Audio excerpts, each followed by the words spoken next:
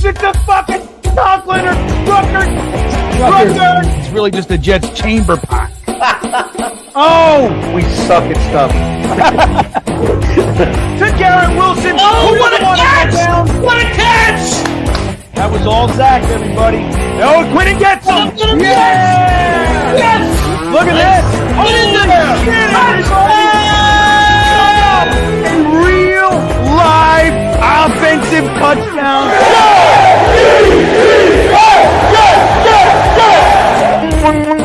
Got pressure. Run, you idiot. Here we go. Oh, that's a catch. That's a catch. All right, everybody. Garrett Wilson doesn't give a shit. Look at Zachy too, huh? Let's go, Zod. Gibson around the end. Run, little guy. Touchdown. Oh! Are you kidding me? I believe in Zod. Let's go, Jets.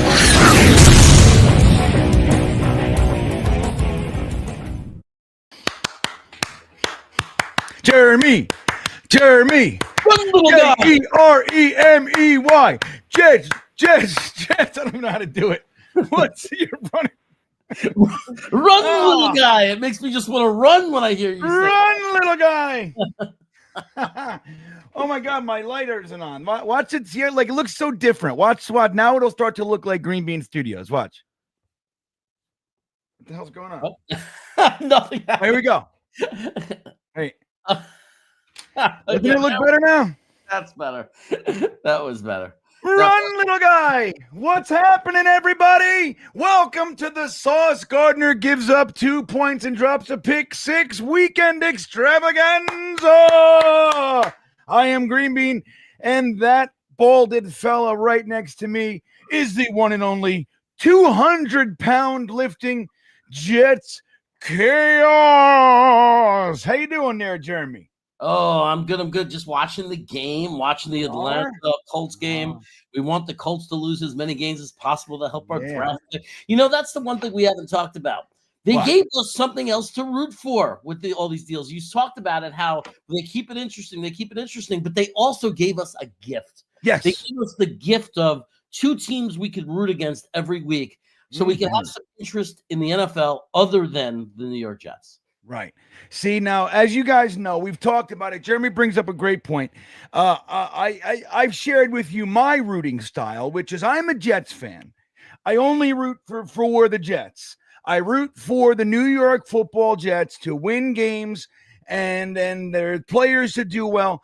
Every other thing that I do, if I watch one snap of NFL football that is not the New York Jets playing, it is against some other team, some player in some way, shape, or form to either benefit my New York Jets or because somebody on that field hurt one of my guys' feelings. Somehow, something. They did something to us. I'm rooting against them. So that's how I root. I don't root for anything except the New York Jets. So to Jeremy's point, the Jets have given us the one. Darren Muji has given us the amazing gift of downright hate watching the Dallas Cowboys and Indianapolis Colts like never before, Jeremy. Just like this, well, maybe not never before, but those 2 teams. But the Seattle Seahawks, when we traded Jamal Adams to the Seahawks, boy, oh boy, was I rooting against them shits to do everything bad. And you know what ended up happening? A perennial playoff team and Super Bowl candidate ended up, the bottom fell out, and we got a top 10 pick out of that. So when everybody bitches and complains about the capital that Muji was able to get in return, just remember, we've been here before. And we got a top 10 pick out of that trade. So I'm in, buddy. Now let's talk about this real quick. I want you guys to know that I've only been home in the state of Virginia and in my house for 10 minutes. On Friday, I got in my car, drove to New Jersey to 9:30 in the morning. Took me 9.5 hours. I got there, helped my mother and sister move Friday and Saturday. This morning at 6 a.m., jumped in my car and drove back and just got here and turned on the damn stream. So I'm a little bit weird. I'm tired, yet amazingly high strung. So I'm feeling weird and odd. Our background's all weird, Jeremy. Look at the background. Look at it. It's weird. Like, let's do this. Just Got dark. to put that. There's that. And then let's do this. We got to do the thing. Here we go. Look at this. Watch. Much better. Yeah, there we go. Our overlay or a backlay or whatever you want to call it. Our backlay and overlay and underlay and ole. And I'm glad because it brought back the Sleeper logo, who sponsors this wonderful show. Who sponsors the show. And we're going to get into a little bit of Sleeper action. I do want you guys to know that Sleeper, let me just tell you. Here we go. Sleeper. Let me put this. Oh, that's the after hours. What's that? Hold on. Is this the one? What's going on? Oh, wait. I'm fucking it all up, Jeremy. That's what's going on over here. Well, I mean, you're a little disheveled. I am. You just came off of, you were running around. You probably traveled 1,000 miles in the last. I traveled 1,700 miles and change in the past 48 hours. Absolutely insane. I could never do it. My back. You could. I mean, I could do it, but man, there would be three stops to McDonald's in that whole process, without question. I got a bagel, egg, and cheese. So the Jets are about to cook off, and we'll talk about all this stuff in just a few minutes. There goes the kick, Jeremy. Do you have it? Sam Darnold just kicked the ball off. Right now, I have him running. Yes, running. Somebody tackle him. There they go. They want to tackle. Yeah, I see Clark, 35. So Chuck Clark is back. Sam Darnold, number 14, just kicked the ball off for us. Looking good. Here comes Dylan Gabriel, everybody. Dylan Gabriel. And so here we are, guys. This is our first game in many years that we don't have Quinnen and Sauce Gardner on the field. And interestingly enough, at the same time, Quincy Williams is benched. So we're going to see Mauigona. Tufeli's out there. Look at Phillips taking the leadership role, barking orders. I love it. We're not going to see Marangoa. He's not active. Oh, why not? Look at this. Chase him. Get him, boys. I think he can't do anything. 11 yards. I think he has an injury. What's wrong with this guy? You don't bench Quincy when the guy's injured. So who's playing for him, Jeremy? We got Sherwood and who else? Oh, holding. There you go. That's how they got around the edge. They were holding on JJ, I think. It's that old guy playing for him. The old guy we have, that veteran player. What's the name of that linebacker's name? I barely know his name. What's his name? Not Sir. Is Jackson Sermon playing? No, not Sermon. Not Sermon. What the hell's his name, guys? Help me out here. Come on, help Jeremy, everybody. I'm looking for it. There was the actors were listed. Somebody put it in there. Who's the old man that's playing right now for us at linebacker? All right, here we go. We got JJ on the bottom of your screen there, left-hand side. He's going to get a big sack right now because it is 1st and 18. They hand the ball off the middle. Look at Sherwood. Sherwood and Phillips say, nah, just because Quinnen ain't here don't mean we didn't come to stuff the middle, everybody. Michael Williams is playing. Michael Williams, really? That's pronounced Michael. Because it's spelled Mikal. So I thought MYK. Yeah, it makes you think it's called Michael. I think it's pronounced Michael. Okay. People get creative, They get creative with the names and how to spell it. I think that's fun. All right, guys. 2nd and 18. 2nd and 18. Our defense is stellar. Look at that. Right, here comes. Look at this. Sherwood up the middle. Oh my God. We don't need no stinking Sauce Gardner, no Quinnen Williams. He's opening it up. He's saying, let's just go crazy and have fun. That's right, dude. No more expecting our stars to do something. Everybody's got to step up now, Jeremy. Sherwood decided, hey, you know what? With that guy, with Quinnen gone, I could be the guy. That's right. It's time. It's time for me. Michael Carter II is gone. This is a completely new defense, everybody. 3rd down conversions, they are 30th in the NFL at 33%. This is a 3rd and 18. You got A.Z. Thomas at the bottom of your screen. Oh, that's just a broken up, That's terrible. right, because the Jets got him thinking. Yeah. What an opening defensive stand. See, everybody's talking about the Jets are going to tank. They're clearly in tank mode. What have I been saying all week on the Talking Jets chat and everything? I said, guys, you watch. I'm telling you. Addition by subtraction. This is going to be addition by subtraction. Not that I didn't love both players. Not that I don't think they're great players. I just think it's going to change the energy and the dynamic. Everybody, we're getting rid of the quit. That's what we're doing. It's time to snap out of it. I would say that I will quote Al Groh and say sometimes 22 lights can burn brighter than one star. I like it. After we traded Keshawn Johnson and we beat Tampa Bay, that's what he said. He said sometimes 53 lights could burn brighter than one star. The great Al Groh, who left us for UVA right here, which, by the way, UVA lost yesterday. They lost their quarterback. You know how I keep talking about Chandler Morris? Yeah. Dude, they lost him. He got destroyed. I think it's a serious injury. And they lost to Wake Forest. First time since week 1, dude. They were – look, and there's Carson Schweschinger. That was my heartthrob in the draft, everybody, the linebacker for the Browns. He's lighting it up. Now, again, I got laughed at. People said, oh, guy, another green bean guy. Watch him. He's a fucking animal. And I told everybody. Nobody listens to me. You got Mason Taylor in motion, handing the ball off to Brees, who gets a fat yard. Come on, Brees. What's the matter with you? What's the matter with you? What's the matter for you? Hey, why you looking so sad? It's not so sad. It's a nicer place. Oh, shut up with your face. He's Rocky and I'm Apollo Creed. What's the matter with you? What's the matter with you? Myles Garrett going against Olu Fashanu. Let's watch that battle right now, Jeremy, on the bottom of your screen. Uh-oh. Oh, nice. Olu takes care of it. Look at this screen. Run, Ruckert. Gets nowhere. Back to the Ward with a real nice open field tackle. The play worked. Just somebody's got to account for the defensive back there, Ward. I was a little ahead of you, so I paused it a couple of seconds. All right, Jeremy, I got to refresh here. I might disappear for a moment. Alan Lazard, A.D. Mitchell not playing today. Okay, here we go. Justin Fields, third down. Third and long in the battle of the defenses. Yes.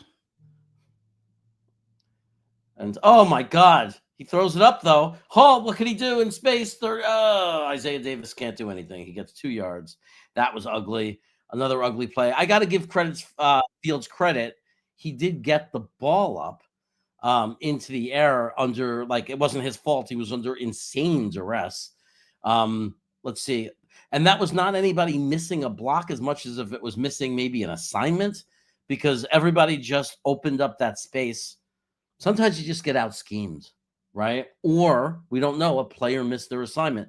We don't know. Yeah, the heat was brought by Carson Schweschinger, like I said. I don't know, but somebody's got to account for that. What was that? Yeah, that just doesn't make sense. Get it, Stiggers. There you go. Good at the 5-yard line about. We cleared a wild gap for him to come in. Like we did that. Well, you got to give it to Justin Fields. That was real nice. Like, he heads up. He was able to stay calm, stay composed, get the ball off to Ashton Davis, who made a great catch.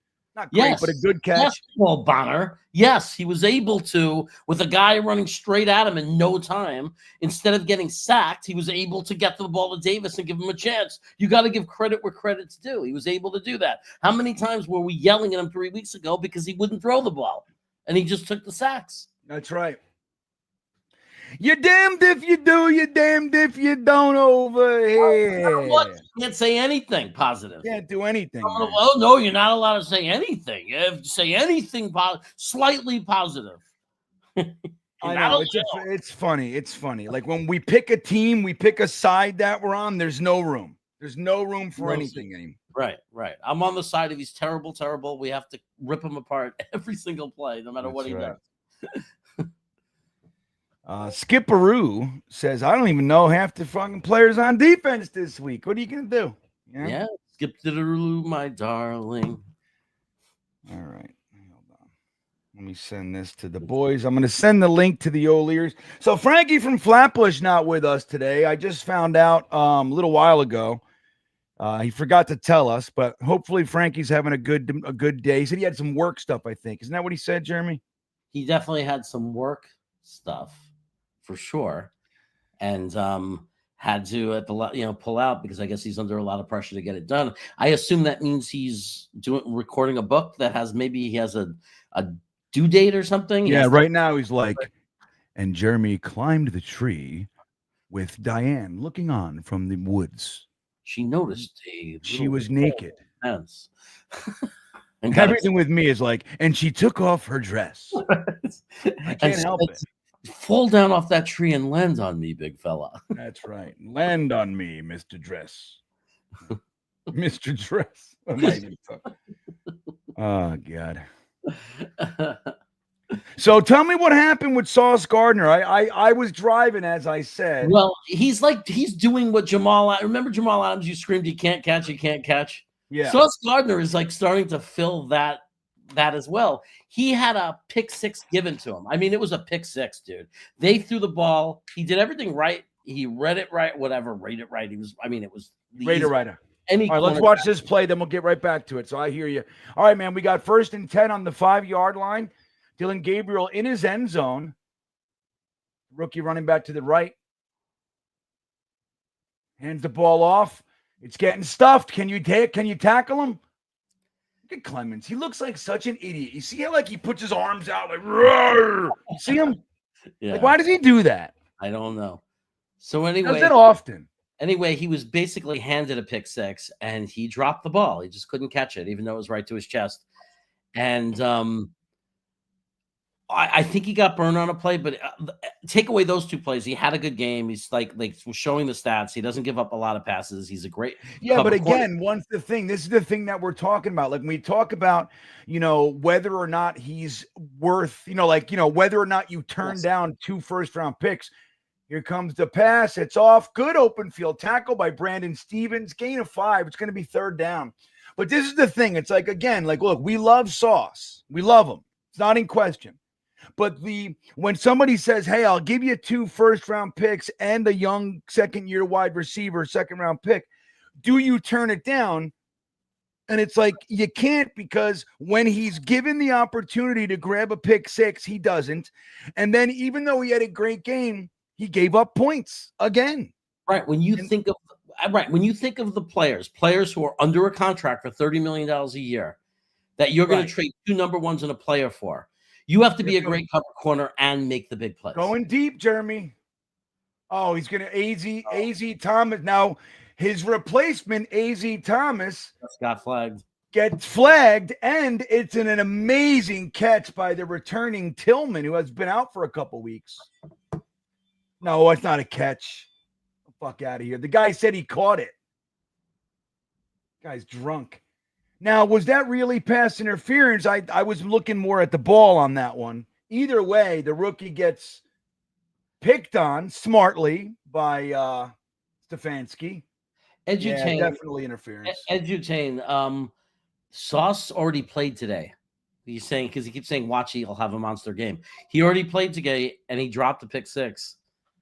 And apparently he got burnt on a play. I didn't see that play. I thought he played well other than dropping that pick 6. Maybe he got burned on a play. But the bottom line. What are you saying? We're not going to talk. We're going to be talking about Sauce Gardner and Quinnen Williams literally all the rest of the year. Next 2 years. Right. Yeah, let's stop this nonsense. Brace yourself. If you think it just happens. We're not going to talk. This is the first game without them. Like, we're definitely, Paula Bray, just want you to know, young lady, in the event that bothers you, you got to figure out how to get around it, because it's going to be incessant. Right. It's like, give me a break. We just traded them. What a hit at the end of the run. Major part of our organization. We're going to talk about them and watch them. I'm watching the Colts game more because I want them to lose. Because exactly right. Tell her why. Tell her why we want to hate watch it so much, Jeremy. We want the Colts to lose as many games as possible, because every game they lose is a little bit better draft position. Correct. Right? So if they lose 3 out of the next 4 games as opposed to win 3 out of the next 4 games, our draft pick gets better, right? So that's why we care. Yeah. I mean, look at everybody's there. Like, move on. Like, you got, dude, if you think that's, I don't even know why you would want to move on. What are you talking about? This is the story of the week. It's only been like 4 days, 5 days. I know. It's like if it was 6 weeks from now, everybody wants to Yeah. be the first to say it. I'm Mr. Cool. I'm going to be the first one to say move on. Yeah. What are you guys talking about? Like, of course. 5 days. Move on. No, we're not. We're going to be talking about this every game, every week for the next 2 years. I will be the first one also, or I'll be the one also saying move on. You know, when this year is gone and we move next year, whatever, I'm going to move on. But like, give me a break. I'm not moving on for shit. It's been 5 days. I mean, that's right. And it's all about the value. Like, look, I think the Colts got a win. So I think does that give them 8 wins for the year? So I think they have 8 wins. They look like right now they're the number 1 seed, or at least they are. They are. They're 8-2. So Sauce gets put in a much better position. But for us, what it is, it's important, guys, to look at. We're evaluating our general manager and our head coach and all. That's what we're doing as fans. So when you look at when he trades a guy like a Sauce Gardner, who's got the name and he's an all-pro and all, you got to look at the value that he's going to be giving to that team. So we got to look at stuff, see if it's worth it. We're evaluating these guys. They runs around the right side. Yeah, about 5 yards, hits the brick wall. Defense looks to be playing hard, but whether or not we have the horses, Jeremy, that's going to be what's up. Yeah. Yeah, no, absolutely. Look, they're starting to move the ball 3rd and 4. This is when you have to get off the field. Now, the question is, and I'm going to really piss Aaron Dock off. The question is, can we get off the field on 3rd and 4 without Sauce and without Quinn Williams? Yeah. Skipperoo says, I would have traded him for 1. I wouldn't have traded him for 1 first. Not me. No way. But what we did trade him for is exceptional value. It was it was an offer. Yeah. And then I can't wait to see A.D. Mitchell the rest of this year. Come on, guys. Oh, come on. Look at these fatties. Can't chase Yankees. Man. You see, that's so now Tufeli, Tufeli, I think they did a little bit of a stunt there. Michael Clemens ended up on the inside. Tufeli had outside contain and did a spin inside. You can't do that. Holding on the defense, Jeremy. Yes. Wow. On top of it. Yeah. Oh, by the way, we should say, expect it to be really ugly the rest of the way. Oh, yeah. Oh, yeah. Expect it to be really ugly. And I think we all knew that today was going to be just disgusting. Yeah. Just right. So Paula says she's just playing. I know, and I'm playing back, Paula. I'm just saying, look, we're buds, right, Paula? Like, we're buds. I want to make sure that going into this future that we have our expectations screwed on right. Handoff up the middle, gets about 3. There's Malachi Corley, everybody. Number 83. Look at him. Wow. I thought he was on. I didn't realize he was on the Browns. Oh, yeah, dude. They love him. They love Malachi. Oh, by the way, if you're into the Jets maximum pain thing like I am, brace yourselves for a big Malachi Corley play today. What about Conklin? What about him? I see Conklin. Somebody named Conklin. Is that not our Conklin? That's not our Conklin. That's fucking Jack Conklin, the right tackle. Get with it, dude. The fuck's wrong with you? There's still pain there, though. I'll tell you why in a minute. Jermaine Johnson with the pressure. There's your touchdown. Touchdown, Browns. At least it wasn't. Is that Fannin? Tight end I liked in the draft.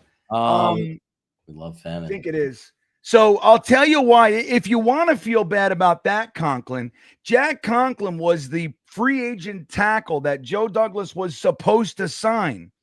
And we were in the mix that year. And what happened was Joe Douglas got cheap. The Browns got him, and that's when we signed as a response. Remember who we signed in response? A tackle? Yes. What tackle did we bring in? It started the Fant era. Oh. Yeah. So then we went cheap, and we got Fant. The swing tackle. He ended up being a good player for us. So Joe Douglas actually was a good move. But this was one of those things where Jack Conklin was the guy to sign. And Joe Douglas did that thing that he does where he goes, we like to be aggressive to the point of recklessness, right? You know, that old gag. Mm-hmm. So that's what happened. Somebody went up to our defense after that first series and said, what are you guys doing? There are some good quarterbacks in this draft. What the fuck is wrong with you? Why are you playing so hard? You need to lose. You need Yeah. to lose. Stop playing right. good. Don't even make it close. Don't make it interesting. Just go out there and lose. That's what somebody just said. And the defense went out and said they cooperated. Phil Adams in the house. Uh-oh. Q56 benching lasted 5 minutes. That'll teach me for talking shy. Yeah. Let's see. I saw Ronnie Trezuzzi in here. What's up, Mr. Trezuzzi? I see Ronnie. He said Sauce looked like shit today. And then Sean Bennett supporting that says Sauce dropped that pick 6. And look, we saw at least, I think there were 2 occasions. The Dallas game 2 years ago, Sauce dropped a clear pick 6, which, by the way, would have changed everything because Garrett Wilson had that amazing touchdown. The next defensive series, if Sauce would have got that pick 6, it would have changed the whole game, but instead it didn't. And I believe there was one in Green Bay where he dropped a pick 6. I think it was the Packers. So this is something that he does. I mean, look, and who knows what the future holds for him, right? We don't know, but the truth is one of Sauce's bugaboos is that he so far in his career can't catch. Right. And it's funny too. You know what I saw, Jeremy? You know, like when they're all these ESPNs of the world, they're showing like a collection of plays, and they're saying Jets got rid of their best player, and they show Sauce getting a pick, and they show these like plays, and it's like, I don't know. I wish they wouldn't do that because that interception was literally at the end of the game in garbage time when it didn't matter. You know what I mean? Jamal Adams did that too. Jamal Adams in his whole career with us had one interception that wasn't a third string quarterback in garbage time. Like, he only had like 3 or something like that the whole time he was here. But anyway, it's just one of those things where, it's not always things aren't always what they seem. And he's a great corner. He's one of the best corners in the game. And he's such a great dude too, man. Yeah, I loved him. He's hysterical. Yeah. He's funny. I love Sauce. Funny. It breaks my heart to say goodbye to him. We're just talking about why it was worth taking 2 picks, 2 number 1, because he didn't make those plays. That's the difference between. Look at Wangu popping through. Look at this, Jeremy. Look at this shit. Run, little guy. There he goes. That's what we're talking about. You cannot hold back in Wangu. Wow, when he's healthy. That's right. Look. Now, look, Jeremy, if the offense can't do it, if the defense can't do it, you better watch your back because special teams coming around the mountain. That's the way it goes. We run, little guy. We forgot to say Look at him. Oh, Jeremy was talking about cheese doodles and sandwiches, and here he goes, popping through. Boom. Boom.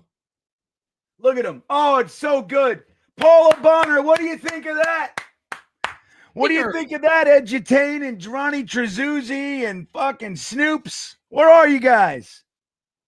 All right, let's get. I see a couple super chats. Cashmere Black checking in. Sauce a top cornerback, but unless you're Revis, you take that deal. Right on, Cashmere. That's exactly. That it. Says it all. That says it all. There's a difference between a great player and a needle-moving top tier in the NFL player. That's right. You know what I hate? I hate the narrative. Oh, but now the Jets got a hit on the picks. Don't you just, of course. What are we talking about? Any other trade, I'm going to tell you something. Any other trade that happens around the NFL, that you don't hear that. Like if somebody trades for a first round pick or whatever, you never hear, but now they got a hit on the picks. You never hear it. It's only us. Right. Like, obviously we have to, I so far, and I will say this till I'm dead. Day 3 picks are nice when they work out, but in reality, when you hit on your top 3 picks, pick 1, pick 2, pick 3 in the first, second, and third rounds. Now, I'm not saying we hit on all of them yet because AZ Thomas is still a question mark. Correct. There's some things I like about him, but We hit on Membu so far. I mean, he might be an all-pro. We don't know, but so far so good. He looks like a great pick, as does Mason Taylor. Nobody's complaining about Mason Taylor. If you get me in one draft a right tackle that's for 10 years, an all-pro type guy, and a tight end one that we're going to love that's a great tight end, it's very hard to ever rate that draft a terrible draft. Right. Say that. And let me tell you something, guys. If they want to start talking about that bullshit, find me the last Jets first-round pick that didn't hit. Tell me. It's fucking Zach Wilson, or you can make the claim AVT is not a hit because of his injuries, right? That's totally. And you can make that argument. But, dude, the truth is that the past bunch of years, the Jets have been very solid. Knock on some wood. Yeah. With our first round pick. So getting 5 of them in the next 2 years, I'm a big fan. Yeah. Yeah. So, I mean, we got Sauce Gardner, Garrett Wilson, Olu, Membu, the JJ at 26, right? And then you got AVT who was injured, and that was trading up to 17. And then you got Zach Wilson. Those are the two. Like, right. When you sit there with the AVT, it's kind of like injury. It was a little bit. He's been a great player for us. When he's on, he's great. But every other pick is undisputably a great pick. Without question, very, very strong. And our second round picks, well, the last one you got Simpson, and then we didn't have one last year. Oh no, last year was Mason Taylor. The year before, I don't think we had one. When's the last second round pick that we didn't hit on? Joe Douglas has done a lot better with that, too. So it's a tie game, guys. Sam Darnold kicks the ball off again. Oh, Elijah Moore. Elijah Moore was a miss. He was a third-round pick. No, he was a second round. No, you're right. It was, top of the second round. We had a lot of that 2021 draft, which I didn't like, by the way. I didn't like it. We could have taken Creed Humphreys with that pick and got. Dude, all you had to do was stand pat. Like, look, the possibilities of that draft, trading back with instead of taking Zach, 3 firsts, all that shit, but just standing pat, keeping your 2/3, not taking AVT. You could have taken fucking Creed Humphrey, had the 2/3. Like, just, I mean, hindsight, right? But the thing is, I knew it then, and I was saying it then, and I was getting made fun of. Everybody was making fun of me. His question was that he wasn't healthy, but you saw him do the cartwheel at the combine and said, "Look, he's healthy. Look at him." Good. There you go. Is that a catch? Is that a fucking fumble? Oh, incomplete. And I don't even consider it hindsight, Green Bean. We were all over Creed Humphreys. We talked about him every show. He was like Trey McBride. He was our favorite second-round pick in the mock season. You know what I mean? We loved him. Ablab checking in. Good to see Ablab as always. Ablab made it into one of my shorts this week. Did you know that? Oh, I did see that. Yes, I did. I was talking to Ablab and Jason Edwards in the short. Your shorts, by the way, are fantastic. And I'm not just saying that because you're my pal. Your shorts were just, the last couple, man, have been just really, really top of your game. Dude, that was almost an interception by A.Z. Thomas. Look at him. Good coverage. The whole keeping it interesting, the whole Woody short that you did. Yeah, I have more coming too. I wish I get so, I'm like so busy, dude. I can't, anyway. I want to make more, but anyway. Look at this. Jets traded. See, I'm telling you, you're going to see this graphic every week for the next 2 years. For a team, I mean, think about it. You're right. When you look at our record for the last 5 years, we should be the most insignificant, least talked about team in the league, right? Every other team, right? Yet somehow we are the most talked about team in the NFL. Most talked about, right. Woody Johnson knows exactly what he's doing. Oh, dude, look at that. It is now 4th and 10. The Jets defense came to play in this tie game. I'm telling you, I told Tigo, I told everybody, I said, guys, I'm just telling you right now, brace yourselves. The Jets are going to start winning games. I'm just telling you. I've already accepted it. I think we're winning today, by the way. I will say this. It's now just a bunch of hungry guys trying to find their place and have a role in the team. Like, so it's going to feel different, right? It's not guys with high expectations underperforming. It's now just a bunch of players playing hard. Look at this. Look at this. Holy shit. Oh Look at this, Jeremy. There's a flag. There's a fucking flag. Who is one it? Little guy. I can't believe it, dude. 2 special teams touchdowns in a row. Who is it? Williams. That's the guy that we Oh, hate. I'm saying who with the flag, Jeremy? Is this getting called back? Let's see what it is. They're celebrating like they're not so worried about it. Yeah. What's that flag, though? That's the question. They're celebrating like they're not concerned. Aaron Glenn's like, we're going to focus on special teams this week, everybody. All right, here we go.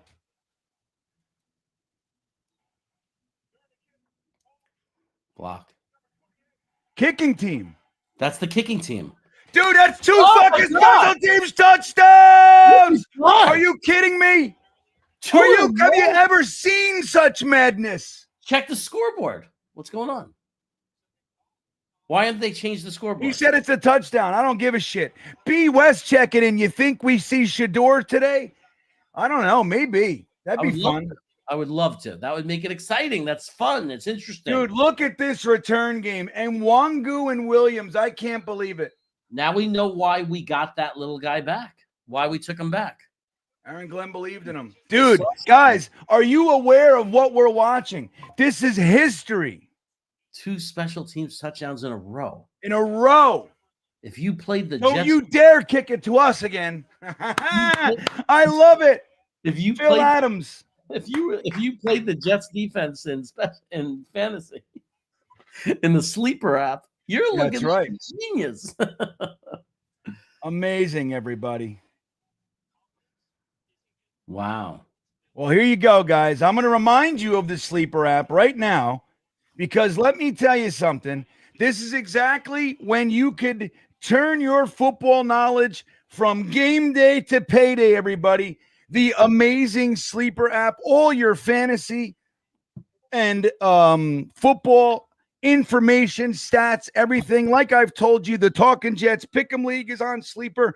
Our Beanbagger Fantasy League is on sleeper. If you're a little bit tentative, take advantage of this offer from Sleeper right here. Wait a minute.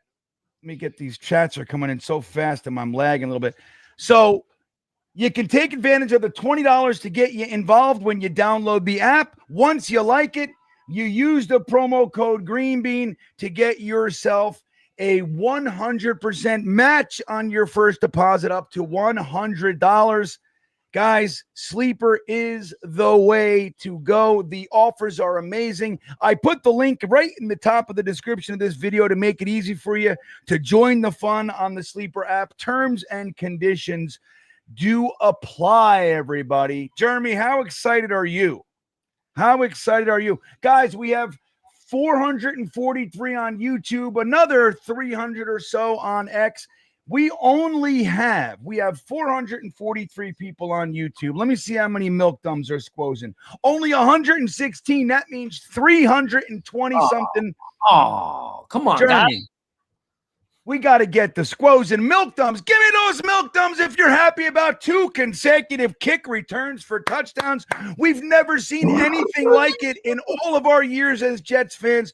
This is an historic day, everybody. Hit those milk dumbs and subscribe to the channel if you haven't already. If you're new around here, we have a good time, and we believe in number 74. They're showing on the field right now. This is my new Brickashaw Ferguson. Oh, there's the family. Oh, look at them. We love the Mangolds. Love them. Squeeze the milk dumbs to support the great Nick Mangold to acknowledge this historic game. Look at those shirts. Those are great. Those are great shirts, man. Matt O'Leary is selling some shirts. Well, Matt O'Leary, and the link is on my page in the community area to go ahead and support the National Kidney Foundation to help the research and finding a cure for what ended up. Oh, look at this. Fumble. So, yeah, all net proceeds go directly to the charity, and you get yourself a badass 74 hoodie, 74 forever. So, guys, we're having some fun here today. We can support each other and have a good time. And let me get back to this over here. Oh, I don't have the score up there. I got to put the score up, Jeremy. Hold on. Hold on. Yeah, Nick Mangold coached at Del Barton. I used to drive by that school all the time when I went to work in Morristown. Huh. Here we go. We got the handoff to the left side. Oh, Sherwood swallowing it up right away. Do you know how I call for likes now? I have a new thing. I do this. This is how I call for likes. I go, okay. Ding, ding, likes, baby, likes. We need likes. All right, I like that. That's a little weird. It's a little bit different than the squeak. I do this. I do ding.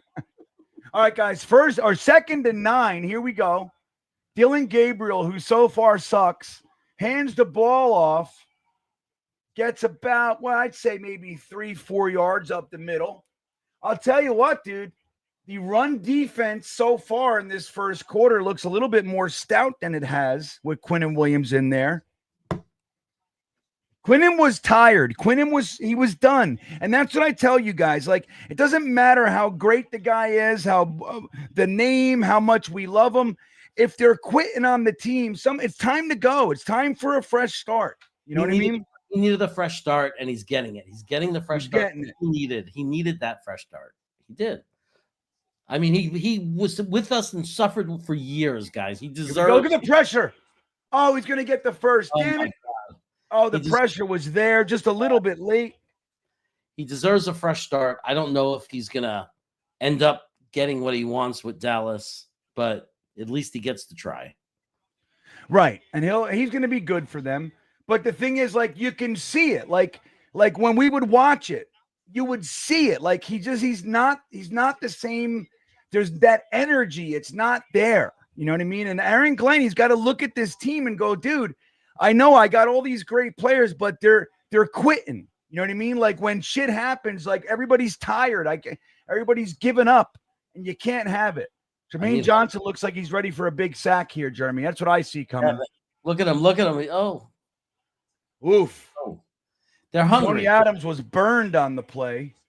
They're a hungry team. Jerry Jeudy drops it. I had to start Jerry Jeudy on this sleeper app today. Oh. Jeudy. Let me see here. These guys. Trust your instincts, young lady. This guy for the Browns. I'm going to lose my job if we don't start winning games. I better be a good coordinator. I'm going to lose my job. We better start winning some games around here. I better coordinate. All right, hold on. I'm going to get to your super chats in just a second. Look at this. Get him, McDonald. Oh. He fucking missed that. Finishes it.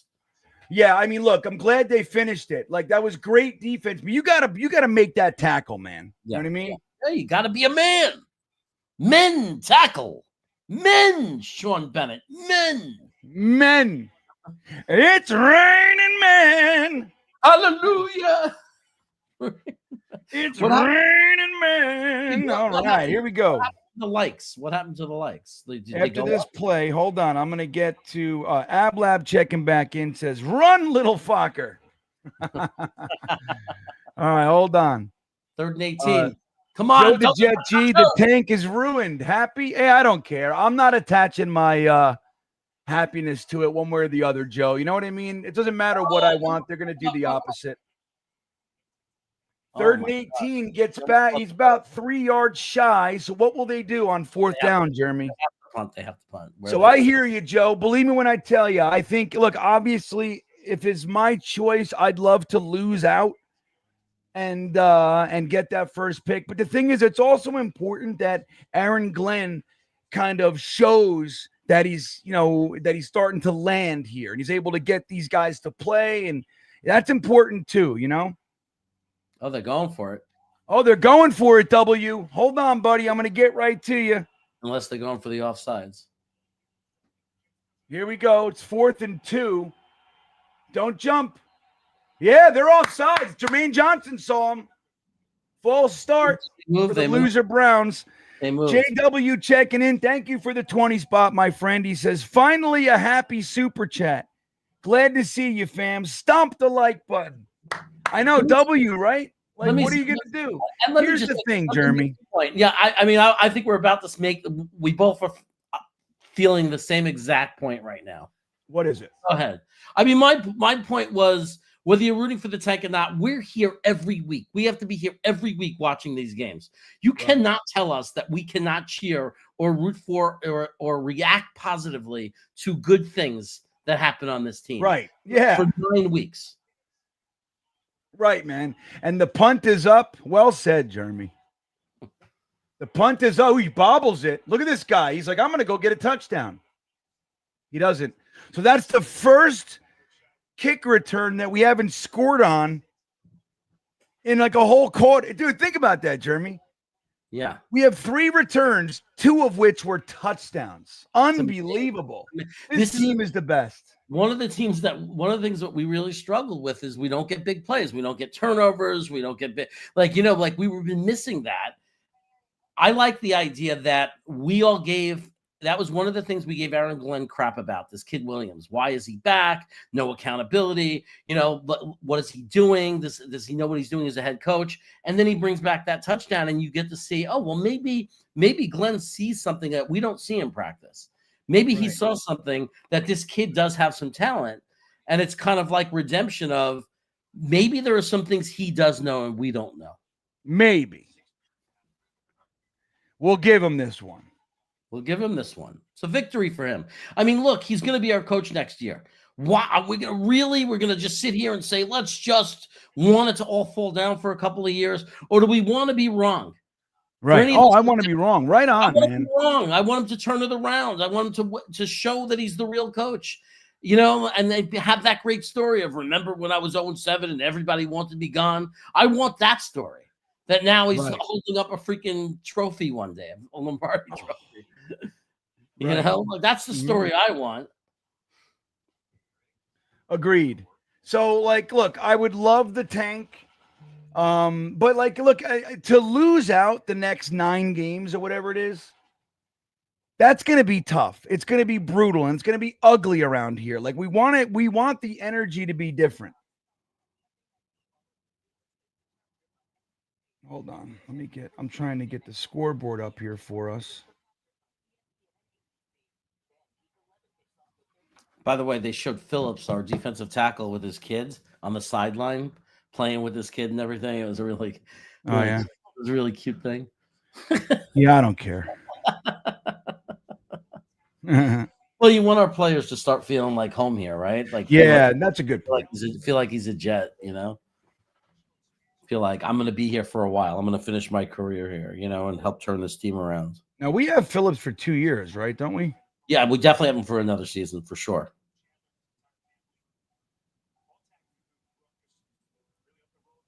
Team control, whatever it is. Yeah, right. Team control. All right, so there it is. The score is up there, 14-7, as Justin Fields trots back on the field. B. West checking back in here. Says special teams ruining the tank. Shake my head. Yeah, I mean, dude, it is what it is, man. I'm just gonna have fun. I'm rooting for, like Jeremy just said it perfectly. We're gonna respond to what we see. If they decide to start winning, I'm in. What if we go on a run and actually go into playoff hunt? Wouldn't that be something? Breeze to the right side, little scamper, little hop skiddly do, gets about 2 yards. The other Breeze thing looks like, Breeze doesn't look like he's running hard like last week. Like he might be pouting right now. Yeah. Maybe. I mean, but another point I want to make is everybody says we're screwing the tank. We've ruined the tank. It's the first quarter. Yeah, we don't know. Right. We don't know what's happening. It's the Jets, and we're up by a touchdown. It's the Jets. Our buddy Hennessy checking in. No offense, no defense, no problem, buddy. There you go, Hennessy. Good to see you, my friend. I love it. All right, Gator needs his gat checking in. I don't know if you guys saw Quincy break the team down before the game. Even though he's benched, shows that Glenn still has the locker room. Build the culture. No, I didn't see that. What is he talking about, Jeremy? He said that. I guess there must have been shown him just pumping everybody up, maybe. I guess, right? So he did the breakdown before. Yeah, I don't know. I didn't see it. That's awesome, though. That's also a sign that the players are standing by him. Oh, is that I thought that was a turnover. Justin Fields, come on, buddy. He's got to be able to have more than one game in a row that he looks good. This fucking for guy. Anybody, but everybody's got to realize we're getting a new quarterback, right? Like it's not like it's not like a guy. He's a guy we just drafted, like with Zach, and we're stuck with him for 3 years. He's gone. Yeah, like he might be the backup next year, but he's gone. He's not the quarterback of the future. Everybody knows it. It's okay. He's gonna be gone. He's not. We got 3rd and 13 right here. Run, dude. He ain't gonna make it. No. He should have threw it. Don't listen to me. What do I can't even see the field. Hey, have you guys seen on Thursday Night Football, Amazon has that next gen view? Have you seen that yet? Jeremy? Go ahead, say it again. On Thursday Night Football, Amazon has they have different views that are options, and you can pick the next gen stats view, and it does an all 22 end zone view. Oh my God. So you have the end, and it has like all kinds of circles, like red and blue circles under their feet, so you can see stats and all kinds of shit like in real time. It's amazing, dude. I didn't notice that at all. I mean, this Thursday Night Football, you got to watch it. It's amazing. You have to realize I'm watching Thursday Night Football while I'm with clients. Oh, really? I have the game on, and they're fans. They're football fans. The people I'm talking to, they have the game on. They're talking to me, and every once in a while, I see them jump up and go, "Whoa, hold on for a second," because it's so funny. But that's funny. You know, like it's so funny. But I haven't had a chance to look at the features like that. That's cool. And a lot of the times I do it on my monitor. I'm looking at, and I'm watching it on the NFL Network. But I have Amazon. I am Amazon Prime. So I am able to take advantage of that. All right, here we go. The handoff going around the right side. Oh, we're waiting. Look at A.Z. Thomas. Doesn't make the tackle. He's got to learn to tackle. Come on, AZ. But definitely stop the progress. Sherwood is sideline to sideline right now. Yeah, Sherwood's all over the place today. Maybe Quincy was getting in his way. Maybe that's what it was. I don't know. Hennessy says, Rich Cimini can't wait to tweet the Jets are the first team since 1960 to lose a game after they got 2 special teams touchdowns. I know. He loves it. He always finds the most creative little wrinkle to point out that we suck. Rich Cimini's garbage, dude. But here's the thing. He does a great job at it. And ESPN loves him. Dude, I remember Rich Cimini used to be, I forget if it was the Star Ledger. He was like maybe it was the Daily Record, something like that. But then he was the New York Daily News. And then he was ESPN. So he's been on the steady rise for years and years. He's been ESPN for a long time now. But they love him, dude. Like, you can say what you want about that guy, Hennessy, right? You and me both. But they love him. He gets people all fired up. The Garrett Wilson interview when he first came back to practice this week, he asked him so many different ways. How do you feel about the trade? How do you feel about the trades? And he's like, hey, man, it is what it is. It's a business. And he's like, he dug and dug and dug and dug. He wouldn't shut up about it. And then he finally got Garrett Wilson to say, it sucks. I hate it, is what he said. I hate it. So he got it. Like, that's the thing. Like, our team should really coach these guys and go, look, Rich Cimini, don't give him his sound clip. That's what he wants. He wants his little soundbite. But they don't do it. He always gets it. That's the thing with that guy, man. It's crazy. He always gets it, Jeremy. Always. But Hennessy's right. He's going to, if we lose this game, it's going to be like the first game since 1960 that 2 special teams touchdowns and the team still found a way to lose. Know it. Do you know what I was doing? You'll appreciate this, Green Bean. Well, all right, I'm in. My older brother just texted me. He's online at Peter Luger's with my older niece, who's never. Wow. And I had to tell him because he doesn't know to do these things. Like he's not like, when I go to Luger's, I look at the waiter and say everything, and they know what that means. That means you get the shrimp cocktail. That means you get the big piece of bacon. That means he knows the cream spinach, the home potatoes. See, I don't know that. Anyway, well, you got to know to get those things at Luger's. But anyway, I told him, I said, because you have to tell him. He won't. He'll just wait. Hold on 1 second, Jeremy. Hold on. We have no first downs and 1 passing yard. so far. 3 minutes and 41 seconds of offense so far this game. Yeah, That's what we have. This is Fields. But so I told him, I said, you have to get the bacon. Like, it's the best. best. Talk about it, though. All right, after this play, but I'm genuinely curious. I want to know what the hell you're talking about specifically. Hold on. All right, there's the shotgun. He gets the snap. Oh, man, great catch. Oh, wow. Yeah, that was a great Who's catch. hurt? That better not be fucking AZ Thomas. No, don't be AZ. Oh, he's stepping on him. Look at this. Why would he do that? Yeah, that's AZ Thomas, dude. Oh, shit. He may have just had the air knocked out of him. No, he got fucked up. Oh, shit. Look at this. Yep, that's AZ Thomas, guys. God damn it. Oh, my God. You see that fucking hit? God. Oh, he's done. Concussion. Right? No, that could be his neck. You see how his neck snapped back? That is serious, dude. Dude, that was not good. Shit. Hold on, Jeremy. Hold on, because I want to give you the proper time. No. JW with his member super chat says 2 freaking years, baby. Let's effing go. 2 fucking years. Dude, that was ugly. God damn it. Point, we're hoping he's just back for next year when you see a hit like that. I mean, like you said, he's at least in concussion protocol after that. At least they're going to look at it. But my fear, did you see his neck snap back? Yeah. That was like under the chin. I don't like that. That can end a career.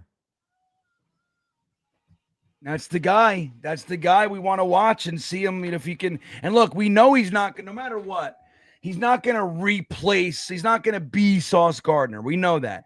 But what you just need a competent cornerback that maybe, just maybe, can actually get an interception from time to time.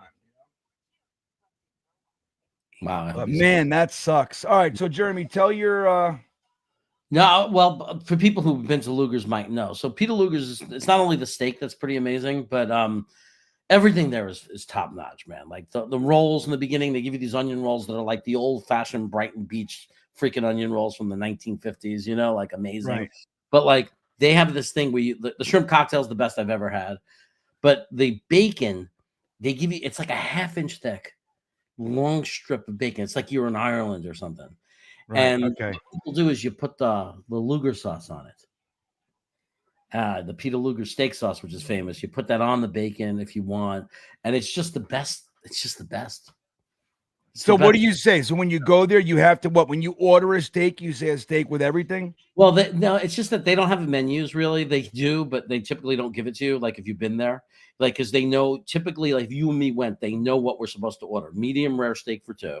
Right. And then he'll just say, do you want everything? The home fries? Yes. The spinach? Yes. And then it's kind of like, we'll do 1 bacon to share. We'll do a shrimp cocktail.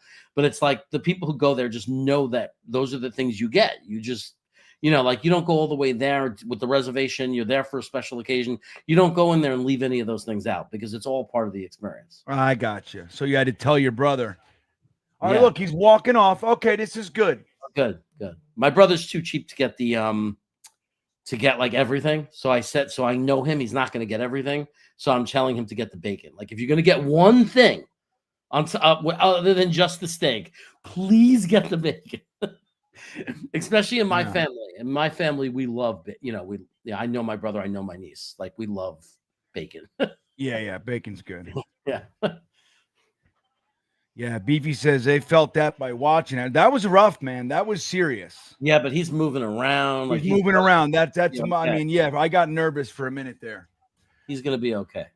All right. Aditi Kinkabwala is reporting. 3rd and 1, guys. Gabriel under center. Hands the ball off. Oh, he got it. Yeah, he muscled through. You know who we could have used on that play? Quinnen Williams would have helped. You gotta say it. There's no way you can't say it. Man.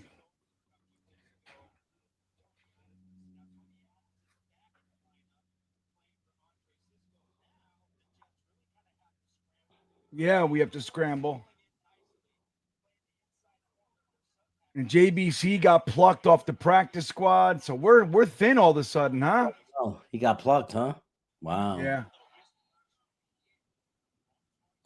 I was Yeah, worried. I don't think JBC, I'm 90%. Correct me if I'm wrong, guys. Didn't Jarek Bernard Converse get he got claimed? It's funny that I'm acting surprised by that because I think I'm the one that said it in our chat.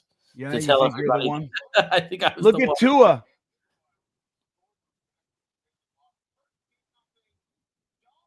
Dolphins winning. Gotta love it.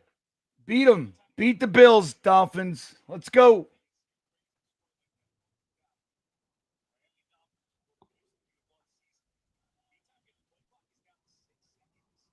Play clock down to 4, 3, 2, 1. What are they doing? Did they call a timeout? Okay, yeah, they did. All right. And the Dolphins are just taking it to the Bills. Yeah, I love it. So who fills in for AZ? Well, I think you're gonna have to go with I mean, wouldn't it be Stiggers? I guess Stiggers would have to be over there on the outside. I mean, know Oliver. So they said because look, you got Cisco who's hurt. So Lewis is it? What does Oliver is like a hybrid nickel and safety, but you got Brownlee at the nickel. So Sauce is gone, so that puts AZ. I think it has to be Stiggers. Well, it was Stiggers in the beginning of the year when AZ Thomas wasn't available and Sauce came out for a few plays or something like that. Yeah, it was Stiggers. Yeah, I think it's got to be him. All right, here we go. It's 2nd and 10. Michael Clement. Oh, look at this. Oh, little pressure. Dude, Gabriel felt. What is going on? Flag. Watch. Let me see that. Watch. It's going to be on Stiggers. No, it's on. Who's that? It's on Brownlee. Brownlee. Oh. Let me watch this. I want to see it now. Because the Jerry Jeudy was whining. Look at Brownlee. He's like, I don't give a shit.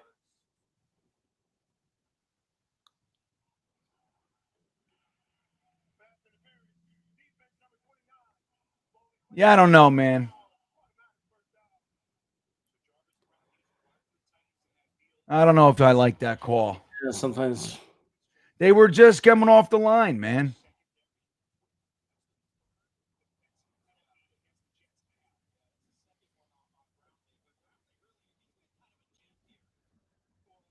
Yeah, Donkersloot, but that won't help us today, Jarius been rowing. Who was the kid? So we made a trade. It got swallowed by all the big headlines at the last minute. A 2028 conditional 7th round pick for Jazir. What's his name, Jeremy? The cornerback we traded for? Cornerback. The cornerback. Jazir. Yeah, Jazir something. J-A-I, that Jair, something with an R, I think, or something. I saw that. He's not, I don't, is he even playing today? I wonder.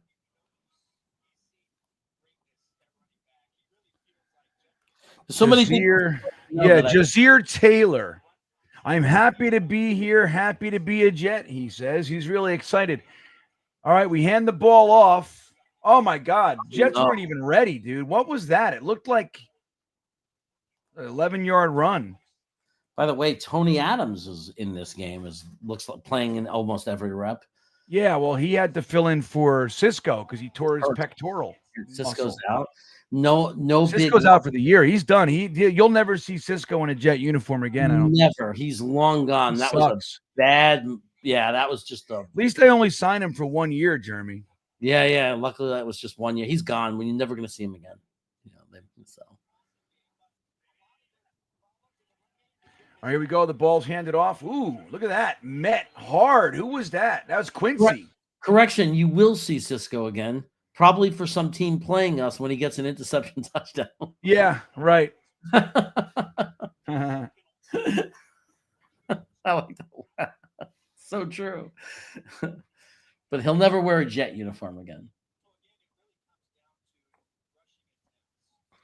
Tony Adams will probably be either a Falcon or a 49er next year as well. All right. I can't believe we saw 2 special teams touchdowns in the first quarter. That's crazy, guys. 2nd and 9 here on the Jets 45. Got pressure by McDonald. Causes an errant pass because this quarterback is just not very good. No, this he's not. kid is not good.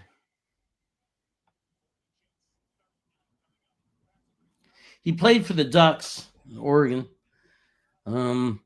If you give him a clean pocket and an open receiver, he'll hit him. But if you put pressure on him, he supposedly, although he did before he was able to complete a pass under pressure. So we'll see. Retire 80 says that you can have a candlelit dinner with Lee from Brooklyn Brothers Food Review. Isn't Retire 80 someone we know? Isn't it like Harry or something? Or no, that's been his name for a long time. I hate the way StreamYard and YouTube is doing. I don't know if they changed that. I don't know what this is. I don't know who people are anymore, but I know the weird, right? Like, why did YouTube do that? Yeah, is that Harlan? I don't know how to change it back. I think it might be Harlan. What? I think it might be Harlan. No, I've seen Harlan. Oh, it's somebody we know and love. No, but Retire 80's been here a long time. Like as Retire 80. I know because I'm telling you.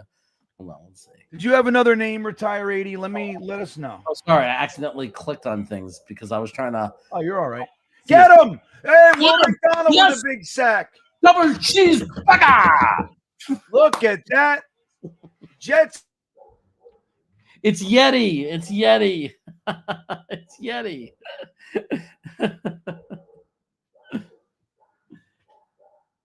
Oh, did green bean freeze? So I knew it. It's Yeti. I knew it was somebody that I know really well.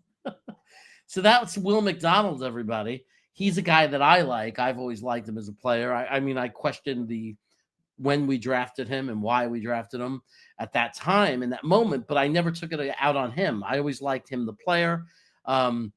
Every time he gets a sack, I think about McDonald's and double cheeseburgers. So I'm probably going to have to get one now and eat one. I might replace the McDonald's cheeseburger with an In-N-Out burger, a double cheeseburger, but then that defeats the purpose because the reason I get a double cheeseburger at McDonald's when McDonald gets a sack is because his name's McDonald, you see?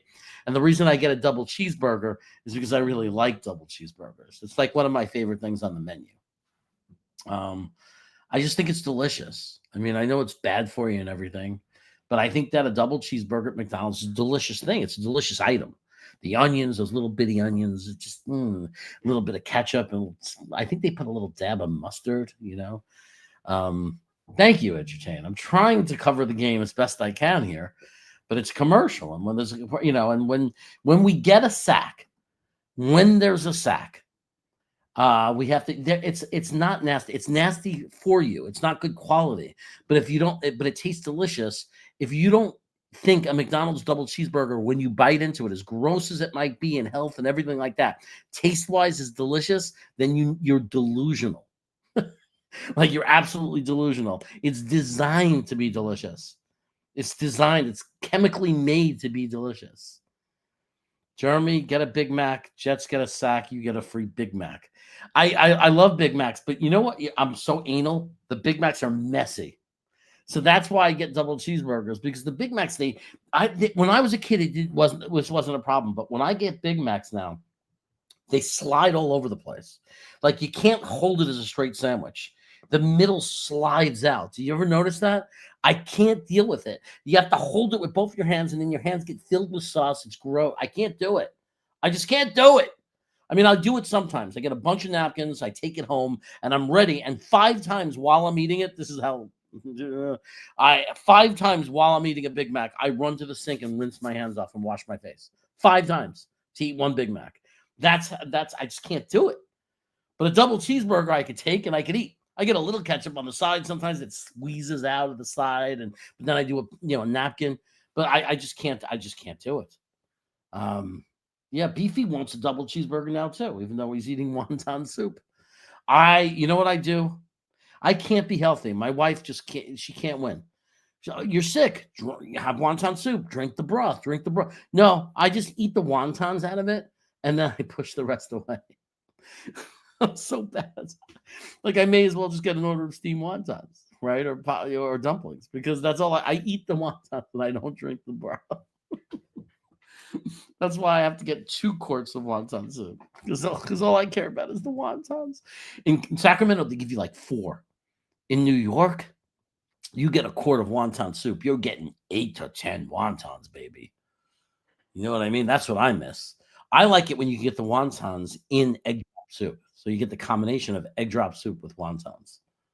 Anyway, we got the ball at 1st and 10. We're at our own 20-yard line. Fields, who sucks, drops back. He's in the pocket. It's clean. He makes an interception, just like Justin Fields to do that, because that's what he does in a clean pocket. Right. Justin Fields just threw an interception? Throws an interception. Oh, no way. It's his first of the year. And he's not doing this to tank. He's really is that bad. Well, you can't beat him up. It's his first fucking interception all year. Yeah, but this is ugly, man. I can't see anything. I got no power. It was an ugly, ugly interception. I have no power in this place. But his sucking is helping us if we were to end up getting a top pick in the draft. Like, we might look back one day and say, man, that Justin Fields, man, he played a significant role in the history of our organization. Because if he was good at all, we wouldn't have this great franchise quarterback right now. So, like, let's hope we're all saying that in 3 years. Gabriel airs it out into the end zone and throws a touchdown pass. And basically now is running over to Justin Fields and saying, that's how you play quarterback. Here's your beer back. Or give me my beer back that I asked you to hold when I was showing you that. You know, like when he goes, hold my beer. He told Justin Fields to hold his beer, came out, threw this touchdown into the end zone, and then went back to Justin Fields to get his beer. So that is 14-13. I'm sure that Stevens gave up that to Judy. He wasn't wide open. It was just a contested kind of catch. So I'm not sitting here thinking, anything like that. I love it when people say this is the stupid comments of the week. My cat says, Jeremy, you delusionally think that AG will make the right picks. AG doesn't make the picks. There's a GM. And well, let me say this. What proof do you have that he won't? They took Membu and Mason Taylor. So far, so good, you bunch of fucking grumpkins. Yeah. So it's just one, there's some comments out there. People are dying to be negative, dude. It's just so dumb. It's so far, so good with this regime, dude. Their first 2 picks, which by the way is what we got in these trades. Yeah. So far, so good with this regime. They've had one shot and they've done well. Yeah. Yeah. No, it's just unbelievable. It's unbelievable. So I can't believe I can't fucking watch. Hold on. I'm trying to figure it out here. But look. Gabriel made a good pass on that play. There's no arguing it. But I told you, when he was at Oregon, if he aired it out, but in Oregon, if you play quarterback for the Ducks, you're going to have a lot of clean pockets and a lot of open receivers. That's not your fault. That's just, they have a high-powered offense. That's what they do. The question is, can he do it in the NFL with NFL coverage, tight coverage? Can he do it in a crowded pocket or whatever? Right now, he's doing some good things. So he might develop into the player, into the man. But the thing about it is when you draft a kid from Oregon, you have to find out if they could do it in the NFL when they don't have that great circumstance. Because when you play for Oregon... Jeremy, how come I was told, I got DMs from everybody. As soon as my power went out, Jeremy switched gears and made it a show about Big Macs and wonton soup. What happened? No, because McDonald got the sack, so I started talking about double cheeseburgers, and then somebody said that yeah, that makes sense. Okay. And then somebody said I'm eating wonton soup, and I said, well, when I eat wonton soup, my wife gets very frustrated because she wants me to be more healthy. But what I do is I eat the wontons and then I push the rest of it away. I only eat. You don't want the soup. You just want. I just don't do the soup, and the whole point for her is that she wants me to drink the soup. You're like, listen, if you're gonna give me broth with meat stuffed noodles in it, just know the meat stuffed noodles have taken priority. Yeah. The meat stuff. Exactly. If you give me a plate of vegetables and fruit, tons of vegetables and stuff like that, and then there's a pastry with a steak, like a beef Wellington, don't expect the vegetables to go anywhere. The vegetables are going to go first. My ass. Expect the pastry with the steak in the middle to go. Uh-huh. Expect that. That's what's going. That's what's going. That's what's I am trying to figure it. All right, so I got the game on my phone here, but I also have the internet being used by my phone, so I'm going to be running out of power soon, buddy. Okay. You know what? I got this little thing. See this? This is a great little power box. So, but this will keep my computer going for a little while. Let's see. Hopefully the power comes back. It's not even raining here or anything. Well, let's look at this play again. So look, as soon as my power goes out, Justin Fields throws his first interception and Jerry Jeudy gets a touchdown. Crazy, dude. Yeah, I don't know if some people are criticizing the pass by Gabriel. I don't know. I don't All right, know. Justin Fields hands the ball off. Breece Hall doesn't look as well. This is a tough defense. We got to remember that. This is like what, the third ranked defense in the NFL? Yeah, it's going to be really hard. I mean, we knew it was going to be really ugly today on defense, right? Yeah. As a matter of fact, if we would have said the only way to get the win was special teams or like a miracle turnover or something, like we would have probably. This game's amazing, dude. Look how exciting it is already. It's in second quarter, 10 minutes left. We have fucking 4 touchdowns. Crazy. Yeah. All right, Justin Fields in shotgun, everybody. Hands the ball off to Breece. Finds a little room, Jeremy. Look at Breece Hall. I don't understand why I'm so far behind you now. Oh wow! Look at that! Look at this! Look at this! Whoa! And I gotta like catch up or something. Am I ahead of you now? I don't understand. I know it's like Hey, fast forward a little bit. Sometimes it gets. You know, there was this whole thing. There was this thing about ESPN is doing something where their ads are longer than the NFL slots. So actually what's happening is they're prioritizing ads. So you're actually not watching the game live. It's crazy. Like it just, I'll tell you. Breece Hall up the middle gets about 2.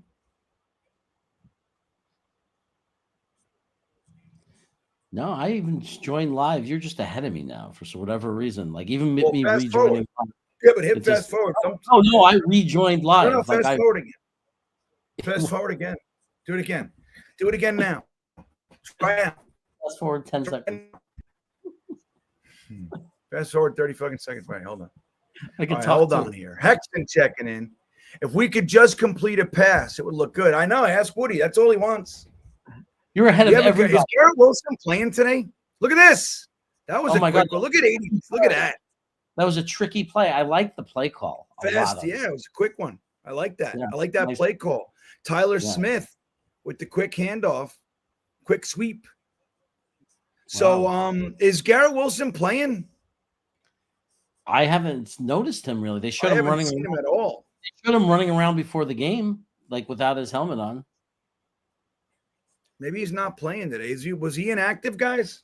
Talk to me. Talk to me. That would be really weird. I didn't see him on the inactive list. I thought he was good to go. No, there he is, right? Is that him? Is that him? I can't see. I don't think so. I haven't seen him.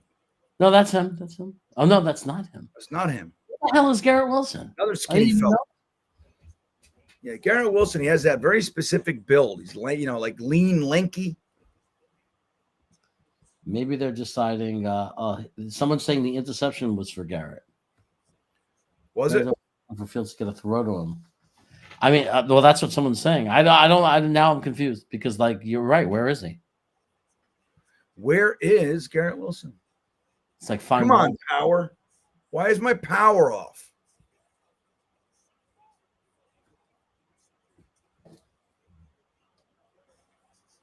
Better not be hurt.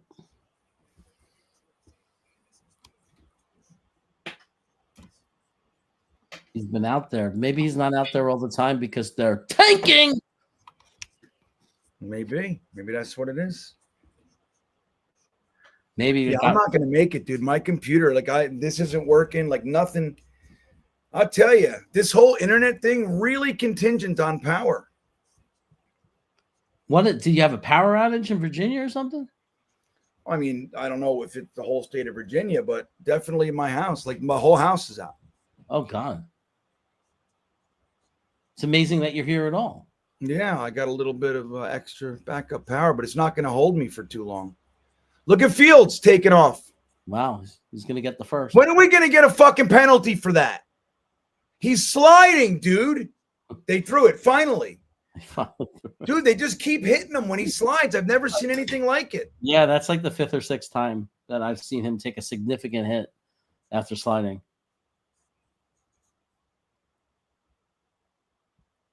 It's like you could say, "Oh, I was like I was already committed to sliding," but like to the defender, like I was already committed. But look what they do. Yeah, like look you're what not allowed to do that. Clearly trying to hit him in the helmet, like he's trying to put a big hit on him. And that was Carson Schwessinger, my dude. Guy's got to cut the shit. That's how I don't like him anymore. I'm just telling you, he's good. And Andrew says that's how quarterbacks get concussions, right? And exactly. You know how Fields already had one. You know how people get things like this? You sit next to Andrew at a football game and you get things like that. That's printed from. That's right. Look at us in the red zone. I know, it's wild. We look like a football team playing a football game. That's right. Let's see what he can do. See if he can recover from that interception. No, Breece Hall gets corralled quick. Corralled. You can't do that stuttering around the backfield against the Browns. Yeah, I don't know why this isn't working. This should work. This power bank. Garrett Wilson is on the field, says Troll Rich. He's very concerned about us knowing that, and I appreciate it. No, I appreciate it. Yeah, man. Harry says that Garrett is in. Okay, so he's in. And that's that. So we were panicking over nothing. It's just weird that he's not in every rep, but maybe he's not 100%. Maybe there's certain kind of plays where they're taking him out. Who knows? He's He's in motion right now, just so you know. And Fields We're is losing yardage here. Come on, guys. Yeah, you got to know that Fields is going to struggle in the red zone, man. When it's tight like that, and he struggles. He struggles when he's at the at the 30-yard line. You have to understand he's going to struggle when he's at the 10-yard line, right? Too crowded, but you never know. Right now, it's 3rd down. You never know. All right, here we go. You never know. That's going to be our motto forever. You never know. You just never know. You can hear me? I can hear you fine. Look at Justin Fields. Oh, he got caught trying to be sneaky. I mean, that's like Teo Sophie says, what's the score? The score is 14-14. The Browns and the Jets are tied up. The Jets are 4th and goal with 4 minutes to go in the half. Looks like we're gonna try a kick here. Goal. It's the right call to go for a field goal. Right call. It's the right call. You don't want to walk away without any points. You want to put some, especially because if you don't get it, then they walk down the field and get points. So you kick the field goal. They have plenty of time to put some points on the board too, but what are you going to do? That's right. Jets take the lead, everybody, 17-14. So the offense now gets on the board. The 14 points, as you know, were special teams points. Hennessy reminding us of that Fields-Wilson, Ohio State chemistry. We're seeing it live in full effect. What? How are we seeing it? You don't see it? How are we seeing their chemistry? It's amazing. You're not picking up on it? I haven't noticed. I mean, I oh man, it's all over the place. I thought that especially when you add Ruckert to the mix and Myers. This Ohio State, the Jet, what do they call us? The Jedis. Ohio State Jedis. Let's see. We do need to check. We need to do a stat check. We have 5 yards passing at the midway point of the second quarter. 3 of 5 for 5 yards, really. And and since he lost 2 yards with a sack, they're going to say it's a net 3 yards passing. Amazing. Maybe that's including. On a positive note, Breece Hall has 6 rushes for 29 yards. That is a 4.8 average due to a 22-yard scamper. Yes. Receiving wise, it's not pretty. It's not. Our leading receiver has 1 reception for 4 yards. And our second receiver, Isaiah Davis, 1 reception for 1 yard. We kick off. Look at this. Oh, look at his special team tackles. Nice tackle. Nice tackle by very nice. Who was that? 45 or something? I said he got up and somebody else blocked the number so I couldn't see who it was. Yeah, bastard. You bastards. You bastard. I could turn this camera on. What's going on here? Why won't that camera work? What's happening here? Meanwhile, Dylan Gabriel is 7 of 16, 5.3 per attempt. Not great, but he has 2 touchdowns and 100 quarterback rating. Malachi Corley has 1 rush for 16 yards. Look at that screen. I like to tackle him. Get him. Quincy Williams with the tackle. I'll tell you what. He's looking a little bit more short tackled today, isn't he? You know what? They lit a fire under us. That's right, dude. Here's the thing. These guys, they can tackle. They just don't feel like they have to. Like, there's no urgency. Aaron Glenn is putting urgency into the fucking game, dude. Yeah. I like it. I'm 100%. I'm on team Aaron Glenn. I don't care what anybody says. I don't care about everybody quitting. I don't care. You got to give him more than fucking half a season to figure it out, dude. I'm sick of everybody. How are you? How are you watching this game if you don't have power? I'm watching it on my phone. Oh God, that's really bad. What do you want? It's interesting because we're talking to a white circle with. Yeah, I know. I see it. I can see us. Okay. Look, I can turn like the camera on, but what happens is it's weird. It's like, right. Look, it goes on for a second. Yeah, I don't know what. Like, it's on right now. I don't know why it won't show me. 1st and 10 Browns. They are at the 40-yard line. They're their own 40-yard line. Look at that. The ball. They hand ball it off. Who was that came in? Quantez Stigger's coming in on the cornerback run blitz there. Looked like the safety Moore got in there too, right? Couldn't tell. What does this have to do with anything, Oregon? Teams 1-7. Yeah, we won our last game. We were 0-6. Won our last game. Like I said, I'm giving Aaron Glenn more than half a season to determine whether or not he's a good head coach or not. Like, you guys, and I know we keep talking about it, but if the Dan Campbell year, you guys would have all been out on Dan Campbell, all of you. Mm-hmm. And look, you got to give these guys, it's his first time ever coaching in the NFL as a head coach. You got to give him time. And not for nothing, the job isn't just about coaching, guys. We've lost all these games by 1 fucking score and everything. And he's made some bonehead calls, no doubt. But he's also been, dude, he's got to determine who is actually going to be on this team. Who's a quitter? Who's got Robert Saleh-itis? And who can be changed and who can't. And I'm going to tell you right now, I talked about it a couple weeks ago. Quinnen Williams, to me, love Quinnen. He needed to go. He was done. And he's the leader. And when you look at guys, like if you're going to pay somebody $30 million or $25 million, dude, they got to be more than just players. They got to be leaders. If the leaders on your team are not vocal and they're just okay with losing, then the whole team's going to be like that. What they did was they flipped these guys. They were our guys. They're not anymore. You flipped them, and we have the opportunity to add 5 new first-round picks and 3 second-round picks in the next 2 seasons. We're going to get our new leaders in here, young, hungry animals in the mold of the Aaron Glenn Parcellian mindset. I'm here for it. I mean, if he doesn't work out, then they have to fire him and get a new coach. That's right. If it doesn't work out, doesn't work out. I love the narrative. Why are you going to trust these guys with, dude, I've never heard of such madness.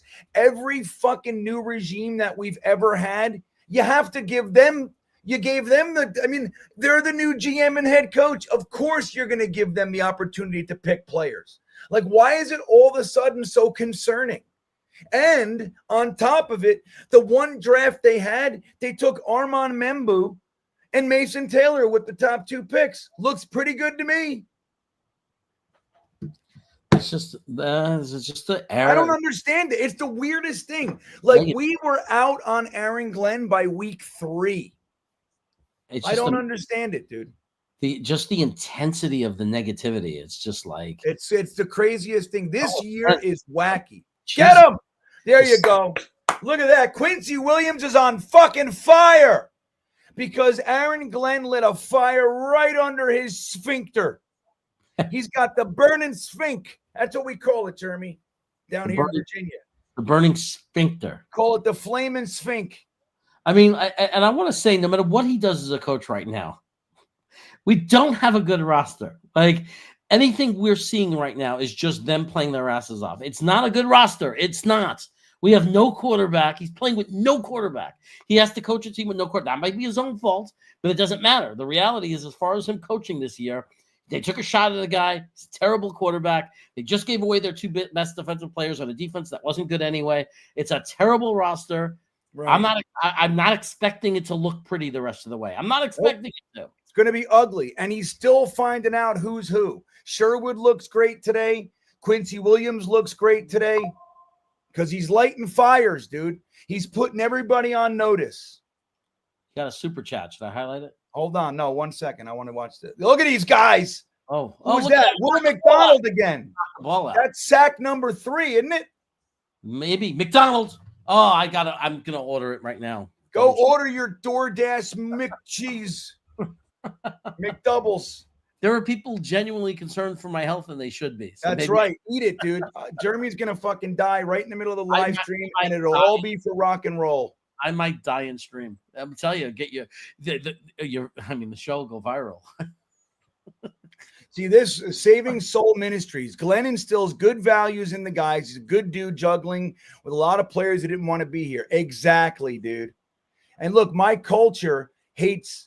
My cat hates fish. So what? Who cares? He gave him. Dude, we needed a bridge quarterback. He wasn't going to continue with Aaron Rodgers. Made perfect sense, even though I was on the keep Aaron Rodgers and Devontae Adams train.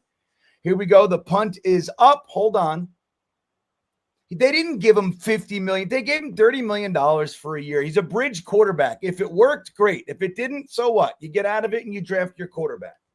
I don't know why everybody's making such a big deal about it. We needed a quarterback. It made perfect sense. Tell me who else was out there to get, and then we can have the conversation. It was if he kept Aaron Rodgers, he was going to deal with the whole Aaron Rodgers team bullshit, and he wasn't going to be able to do it. It's just that simple. It was a bridge quarterback where they thought there was a chance he might flourish. Yeah. That's what it was. There's a chance. Bridge quarterback. We all knew it was a long shot.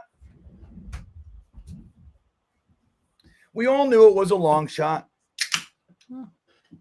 They took a shot. They said, maybe there's this chance he's going to be good. He's not good. That's fine.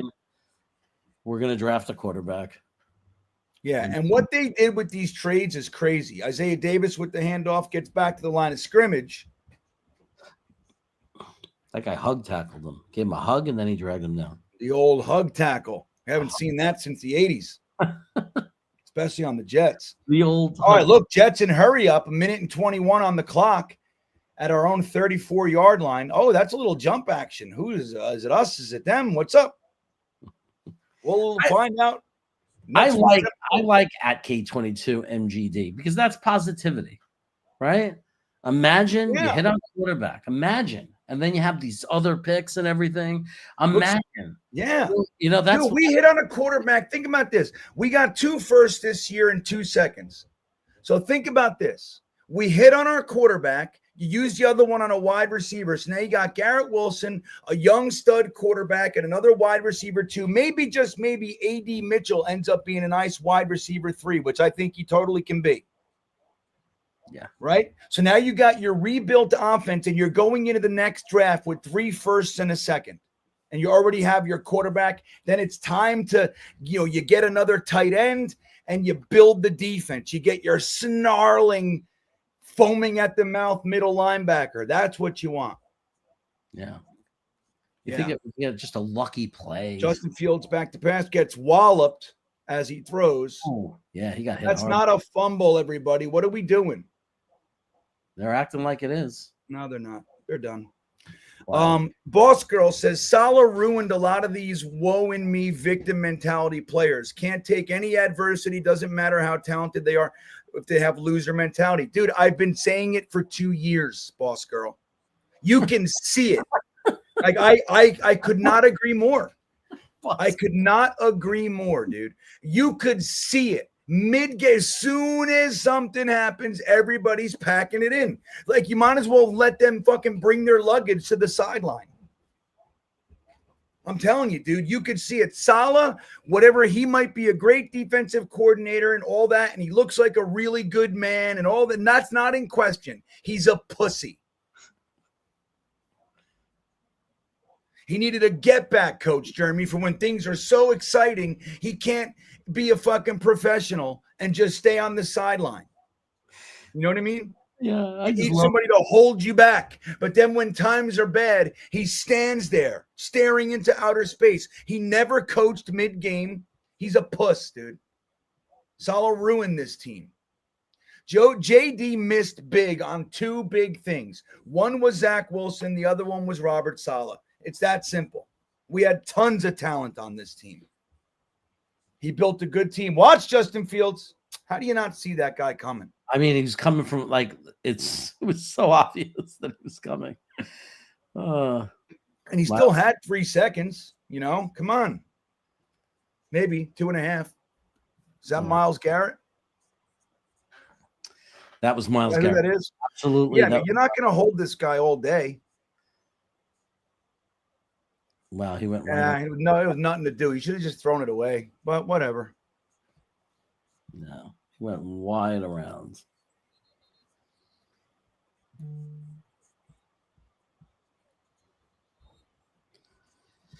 You have a super chat. Oh, where? Let me see. Thank you. I got a few of them, actually. Hold on. John checking in towards Green Bean's light bill. Yeah. I don't think it's because it wasn't paid. I don't think that's the issue, but thank you, John. I appreciate it. Madman Rio checking in. I agree, Green Bean. You got to give the man more than half a season. Remember he was left with a mess. It takes time to change the culture. And that's the thing. Like when they say, well, there's more talent on this team than 1-7. Yeah, I agree. But half the talent doesn't want to be here and they don't want to play. Even right now, we're all talking about Breece Hall. Our number 1 offensive weapon is pouting online. What is that? That's Robert Saleh, dude. He made it okay to do that here. I'll tell you what, you can see this new regime. Nobody knew Sauce was on the fucking trade block. Nobody. That shit, Sauce didn't even know. Sauce and his agent were surprised. Think about that. You want to talk about a tight-lipped regime. You know what I mean, Jeremy? Nobody knew.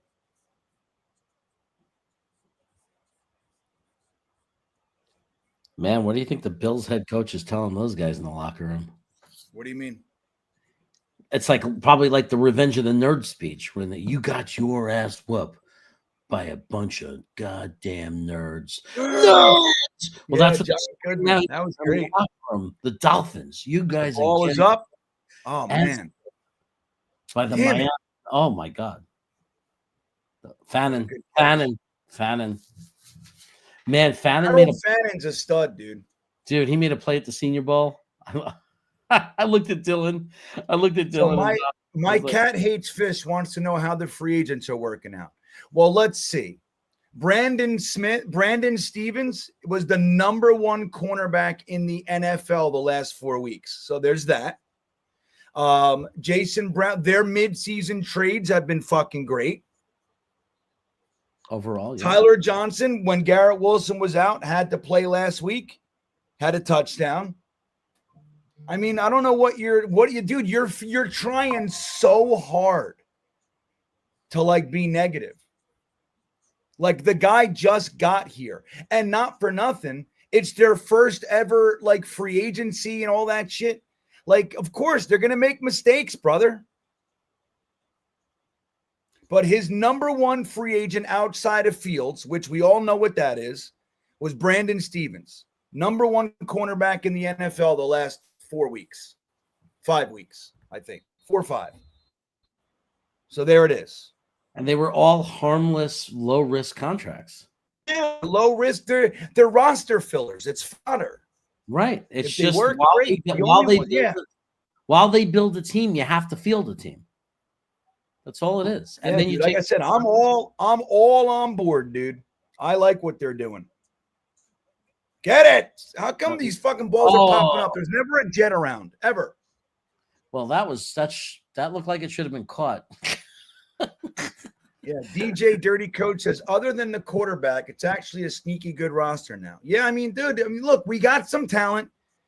You know, again, they're in the middle of like figuring it all out. And that includes what players are here. They just got rid of 3 guys that a year ago were key players. Michael Carter II, Sauce Gardner, and Quinnen Williams were keys to this regime, the previous regime. Keys. We just flipped them all for 2 wide receivers, young wide receivers, second-round picks, 23 and 25 years old, or 24 and 23, something like that. 3 first and a second. Like, come on. I think it's worth saying. I think it's worth saying nobody is saying that. I don't think we're saying defending Aaron Glenn saying, oh, he's doing a great job, great job, great job. We're just simply saying, and even the GM, we're just saying like they just got here. Like if we fire everyone for the first 5 weeks that they're here, knowing what they're coming into, we will be firing GMs and coaches twice a year. Like it's I mean, what are you going to do? Anybody who comes here, it's going to be ugly in the beginning. Like you got McDonald with another sack, Jeremy. Wow. He's going to get to double digits this year anyway.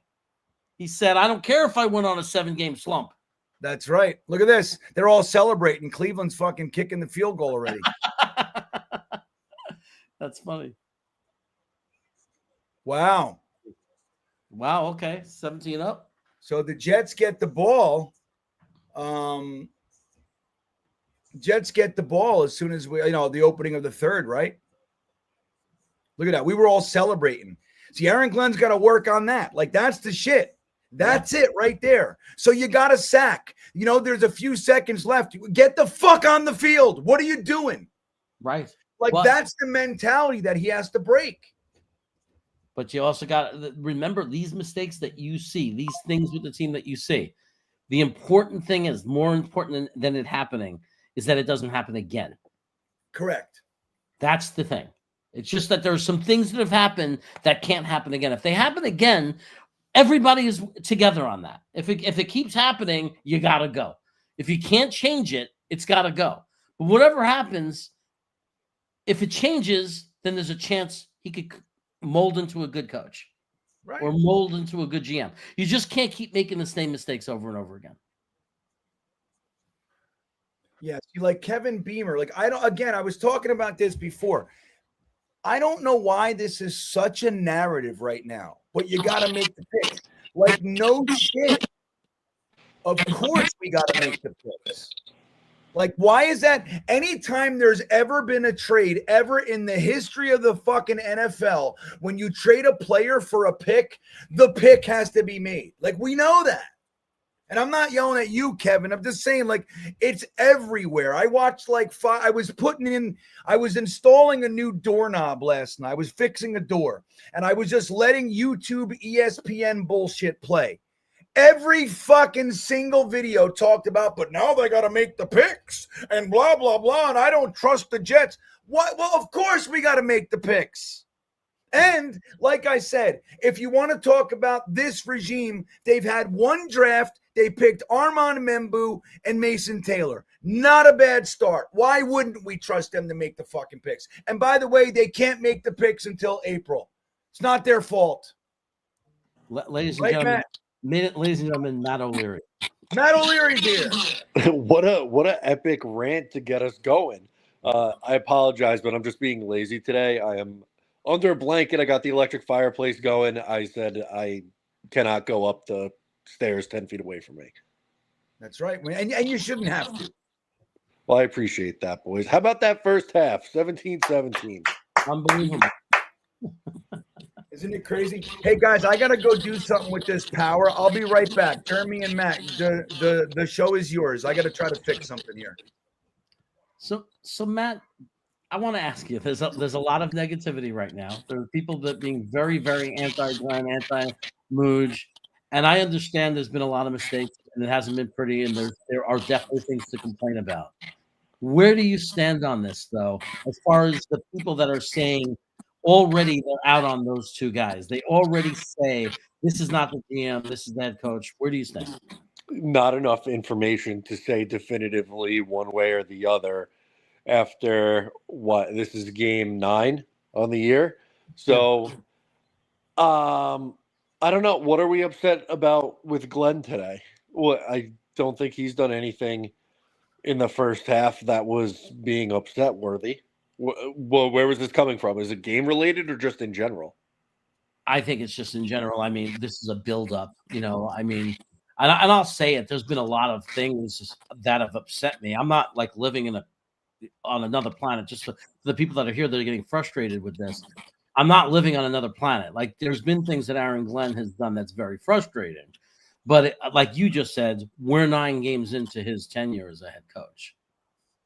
Yeah, exactly. So I mean, clearly with the moves that they did made, they're giving these guys time. So I think we just gotta, as a fan base, realize what's happening here, and just hope that they get better the more time that passes on. Again, I like weird in this game specifically. Offense pretty horrible. Another half of negative net passing yards. Special teams is good. We could say that Chris Banjo has his unit cooking. That's a plus. Yeah. I mean, I gotta say, the reality is that we all know, we're all well aware that Justin Fields is not the answer. He's not the future of this organization. And I know it sucks to watch now, and we could talk about it all we want. The offense is terrible. He's a terrible quarterback. But we've seen offenses entirely turn around once you get the right quarterback in there. Right. So I think we all could agree that the future of this organization is all about getting the right quarterback. Yeah, correct. That's the most important thing here. And, it was perfect that I came in at the moment that Green Bean was ranting and raving about the picks. But, that's the next thing, right? You got to find the quarterback and you got to put the pieces around him in order to be successful. I like the direction that the offensive line is headed. I like their wide receiver 1 and Garrett Wilson. Mason Taylor seems like at least an average NFL starting tight end. From there, you're just kind of filling out the rest of your roster. You probably got to add a couple of receivers. Unfortunately, we didn't get to see A.D. Mitchell today. I was hoping that we would be able to see A.D. Mitchell play in this game, but clearly not ready to go. So, use the final 8 games after today to evaluate and see if, who's your answer here going forward. Yeah. I mean that's what we're watching. That's what we're happening. And that's what's literally unfolding. I mean, I think those trades were in those first 8 to 9 games, they looked, they evaluated. I mean, the Sauce thing was a thing that wasn't planned. So I really don't count that as part of an evaluation. That was just something that just happened, right? Yeah. But I think what we saw with Quinton was just, I mean, I think what we're seeing is just, sorry, I gotta ban this guy because he always comes in and spams the chat. What we're seeing is we're seeing a process. We're seeing the ugly and beginning part of a process. Yeah, and it is ugly, unfortunately, right now. I wish that it wasn't, but they are learning on the fly. They just traded 2 of their better players on their defense. The defense, I think, is struggling a little bit today. Like, Dylan Gabriel's trying to have the Jets hang around in this one. Like, some of his throws are a little bit questionable, but then he throws up a prayer that ends up being caught for a touchdown. And, the second drive of the game, I just thought Stefanski was completely outshining Steve Wilks, where they went down and had the touchdown. That I think it was David Njoku or Harold Fannin, one of the tight ends, on that little rollout there. But yeah, it's tough for these guys, right? Like you move on from two of your best players on the defense, and they are already understaffed or undermanned to begin with. It's going to be some tough games. Yeah, we got disinfo. Long time watcher of the show. Saying, what's the point of playing Fields if he's not the quarterback of your future? Now, I agree with this. I would have no problem. But why do you think they're playing Fields still, even though he's not part of the team's future?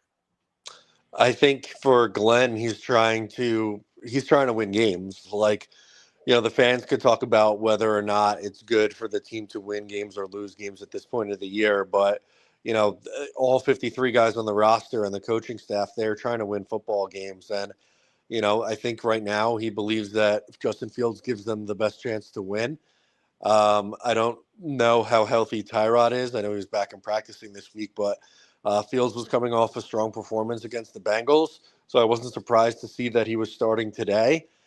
That could change, right? Like, again, after a half where you have -5 net passing yards, this has been a handful of times now that this has happened. He's probably not going to start and finish all the remaining games on the schedule. So if you want to see Tyrod Taylor, I'm sure we'll see him at some point this year. If you want to see what Brady Cook has, probably going to see him at some point this year too. So it's, I guess just be patient for now. There's never a more popular quarterback than a quarterback for Jet fans. In my lifetime, there's never been a more popular quarterback than the quarterback that we haven't seen play yet. Yeah, right. True. Yeah, Brady Cook, Matt Sims, right? We're going back in the day a little bit. Oh my God, Matt Sims! We used to scream for him. Please, Matt Sims! We need to see Matt Sims. I was at that game in 2012 against Arizona where Matt Sims came in and replaced Mark Sanchez, and I think they won. It was like 9-7 or 12-10, something like that. Ugly game, but you're right. Like, that's what fans want to see. He's an undrafted rookie quarterback. I know he looked okay in the preseason. Preseason, regular season is a big difference, number one. But number two, I don't have crazy high expectations for him. I think they'd be lucky if he's a backup quarterback in this league. But, we haven't seen him, so I guess why not get a look? Yeah. And this is a point I really want to play out like here too. Like, I've been thinking this the whole time. It's really difficult. Like, Garrett Wilson's your number one target. You got a quarterback that we know does not progress. He checks down, he takes off, he runs. It's really hard this year with as long as Fields is the quarterback. Do you agree that it's going to be really hard to judge any of these guys that we're bringing in, A.D. Mitchell, Mechie, because we have a quarterback that simply doesn't successfully pass the ball. We have no passing game. Yeah, unless they play the Browns the Bengals, 8 more times, which unfortunately isn't the case. They're going up against a strong defense today, and they're struggling. Yes, they have 17 points, but 14 of those are from special teams. So really, they have 3 points offensively in this game, and I think it's 60-something yards. You have the nice Breece Hall run, but that's really the only offensive highlight that we've seen all day. So I think it's absolutely a fair concern about, getting to see this wide receiver room with the quarterback that you're playing. Yeah. Now, the one thing that sticks out to me, and this is what I think about. We've seen some things that we really like about Estrands, like that might make him a good offensive coordinator, but at the same time, and it's a valid point, this is as bad as Justin Fields is, I've never seen him for the Bears, for the Steelers. I've never seen him this bad. So does that reflect on Estrands? Are we concerned about our offensive coordinator? There's some things that he does play calling wise that I feel like I like. So can I instead pass off blame to the quarterback coach who's a former running back? Can I do that pivot instead? Like, maybe don't have a former running back as your quarterback coach. You might have to improve that area before you're looking for a rookie quarterback next year or the year after. Right. M123, like, I don't know if he's like got like what his issue is. Like, it's like, I asked you a question. I'm not accusing Estran of being a bad offensive coordinator. I literally asked you a question if we should worry about him. And he's like, but you could get George H. It's like, I didn't say that Estran's not an offensive coordinator. Like, are you able to understand the context of a conversation between two people? I'm literally asking somebody's opinion about our offensive coordinator. I made no judgment or comment of my own. I just want to clarify that because these comments are amazing. These people just want to fight. Yeah, well, I mean, 1-7. You just traded, Sauce and Quinnen Williams. The offseason talk on Connor with me and Connor Long's pregame show. I think we spent about 75% of the show talking offseason, quarterbacks, all that stuff. I don't think anyone really cares about these games, which is an unfortunate spot to be with this many games left. Yeah. Now, I find that it's very hard to judge anyone when you have a very bad roster. Like, it's just really hard to judge people. The only thing I could judge is have they given up? Are they playing their hardest? It's very hard to judge the results when you have such a poor roster. And I know that we've had good players. There are still some good players on this roster. There's no question about it. But they say you're only as strong as your weakest link, and I think the problem is there's a lot of weak links. Yeah, there are definitely a lot of weak links, and they're going to have to start figuring out who those guys are and how they'll be able to move on from them. And okay, I was just making sure. I was worried that Nwannu just fumbled the opening kickoff, but he didn't. So do you know what's funny about this conversation we're having? You understand what's funny is that normally it's you asking me all these kind of questions about my takes every Wednesday at 3 p.m. But here we are, and I'm asking you all of your opinions and your takes. I like it. The shoe on the other foot. It feels pretty good. Yeah. Now you know why I like being on with you. It's easy to be the one just answering the questions. Yeah, it is. I don't know if Green Bean's coming back. I'm coming back. Oh, okay. He's coming back. I stockpiled all my battery power. Like, I don't know, man. I have my generator. I can do that. I'm in trouble, dude. Like, I'm running out of power here. It's not good. Good news is I stock up like battery packs. Like, I'm always charging like stuff, So at least I have that. But like, I don't know. I'm running out. Like, my computer is going to be the big one. Keeping great that field position. We got great field position due to a unnecessary roughness penalty or personal. Justin Fields getting tossed around by Schlesinger. What happened there? Yeah, that was just a broken play again. I mean, it looks like this offense is hard to watch, but I'm not going to get so angry over it because I knew it was going to be. Like, we knew it. Why get angry? Defense, though, too. We knew that. Yeah, we knew it was going to be terrible. It is terrible. Where are they? Are they the number 1 or number 3 defense? Like, where are they? They're first against the run. I think it's 3 total. Yeah, dude. What do we expect? Right. We knew that we were going to be brutalized. I mean, we just traded Sauce Gardner. Of course, our offense was going to be bad. Oh, look at that. Oh, almost an interception. Almost an interception. So I do think the question comes up again. If you are trying to win, at what point do you pull Justin Fields? How bad does he have to be to try something different? I mean, if they go 3 and out on this opening drive, I think you make a case. Because it just seems like, because that's something I'm worried about the future, right? Like, does he have the stones to pull a quarterback? I think he's got the stones. Remember our video on our opening day when I said Justin Fields has balls, or Aaron Glenn's got balls? Yeah. I maintain that to be true. Here he goes. Run, you little fuck. He had all day. Against the Browns, that's all day. Like, you cannot ask for more time in the pocket than what they're giving him against this team and this defense. He just, maybe nobody's open, but it looks to me like no. That's an open receiver to me. Fucking launch it down the field, dude. Look, watch. I'll tell you when. Right now. Boom. How do you not?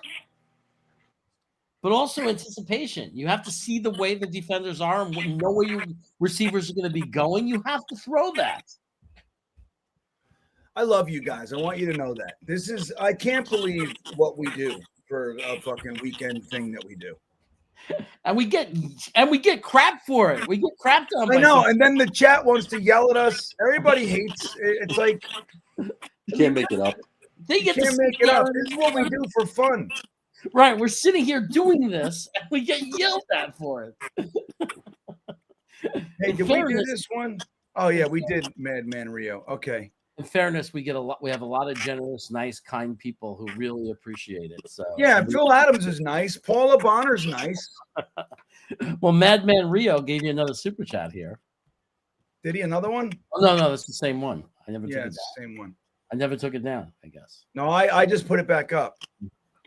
See, Matt, this is the other thing. Like Jeremy, he's tough to fucking corral. You know, he's like he never knows what's going on. No, it seems a little all over the place here. Yeah, I held together the halftime show. You did, and you look, Matt. I texted Jeremy like a couple hours ago. I'm like, bro, I am driving from New Jersey. I'm gonna be late. Can you please like create the stream because he has like managerial, whatever. Yeah. And he did it. He put the stream together. Like he built it all before I got here. So I got to give it to him. Yeah, he deserves a little credit for that. A little. I came up with that funny thumbnail where Green Bean says the Jets suck. Yeah, you said so. Wait, if you Google Green Bean Jets fan, is that what happens? I Googled Green Bean Jets fan under images.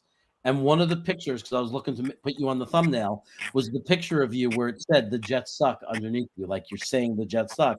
And I said, I have to use that. I wonder who made that. Like, what is that? Yeah, there it is. Instagram, the Jets suck. It's so funny. Dude, that's fucking hilarious. I had to use it. M123, if you're serious, you're my hero. What do you say? He wants to buy me dinner. He says he'll buy me dinner at Luger's. I don't even know if I would be able to accept dinner at Luger's because that's so generous. I'd be uncomfortable accepting. Well, and because you live in California, so it's hard. Well, I go to New York. I'm going to be there next week, so. Hey. Matt, cover your ears for a second. I will totally duck out of O'Leary's wedding for Peter Luger. That's hilarious. You can come back now, Matt. Okay, good. I'm unplugged. Yes, my wife will definitely let me go to Peter Luger. She'll just be mad because she wants to go too. My wife appreciates a good steak. Yeah, I can't wait to go up. I can't wait to go to the Northeast and not have to like fucking move somebody's furniture or, you know, like go to some shitty Jets game. I get to just like hang out with you guys at an awesome celebration of Matt's love, you know? Yeah. And a mashed potato bar. Oh my God. I am setting up shop at the mashed potato bar during cocktail hour. Dude, I can't even believe that's real, man. You are the best. That was my one. I had very few asks for this wedding. One of them was a mashed potato bar during cocktail hour. Now, I've never even heard of a mashed potato bar, so this is very exciting to me. You got your choice. Here we go. I'll break it down for you. You got your choice between regular potato or sweet potato, and then it's like all different kinds of options. So you can go scallions, you could go cheese, you can go bacon bits, sour cream. Oh my God. Yeah, and you'll do a little custom action. Yeah, all right. Here's the question. Can I go all of those things? I would expect you to. I would expect you to. Yeah, okay. There you go. Jeremy, me and you are going to be sitting there dumping shit on mashed potatoes for a half hour. Oh my God, the bacon and cheese, man. Bacon and cheese. I told Matt I was going to take the bin of bacon and just flip the whole thing over onto my bowl. There you go. Dude, look at Quincy Williams and Jamie and Sherwood. Dude, I've never seen more instantaneous results from the idea of somebody lighting a fire under guys' asses. Yeah, that's a good point. Aaron Glenn, baby. I'm on Team Glenn. I've made my decision, Matt. I am 100% full-on support for the Glenn Muji regime. Let's go. I love it. I'm in.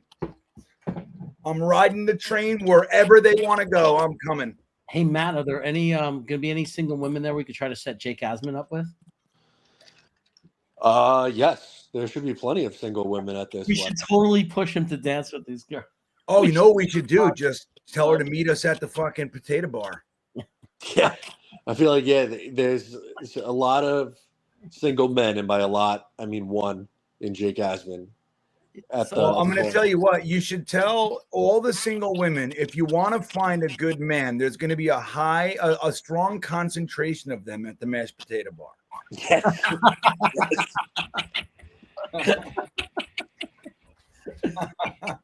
So, Matt, you're going to have to put your foot down. The photographers, there's going to be a lot of people trying to pull you away from that mashed potato bar. There are. That's why we are doing pictures and like all that stuff before the ceremony and not during the cocktail hour, because I want to be in there with my signature drink is an old fashioned. So I want an old fashioned and 2 helpings from the mashed potato bar during the cocktail hour, at least. That's awesome. That's awesome. You know what? I will have an old fashioned with you for sure. Hell yeah, brother. There you go. I love it. I love it. Braden McGregor with the tackle there. So, Matt, what are you just going to hang? I'm going to hop out after this drive and order some DoorDash. I'm hungry. I'm home alone. Taylor left me for today, so I'm on my own accord, which is another. That's right. Those are some good days. Yep. You're going to order all kinds of crazy food. Look at us. Look at our defense. Look at these guys flying around.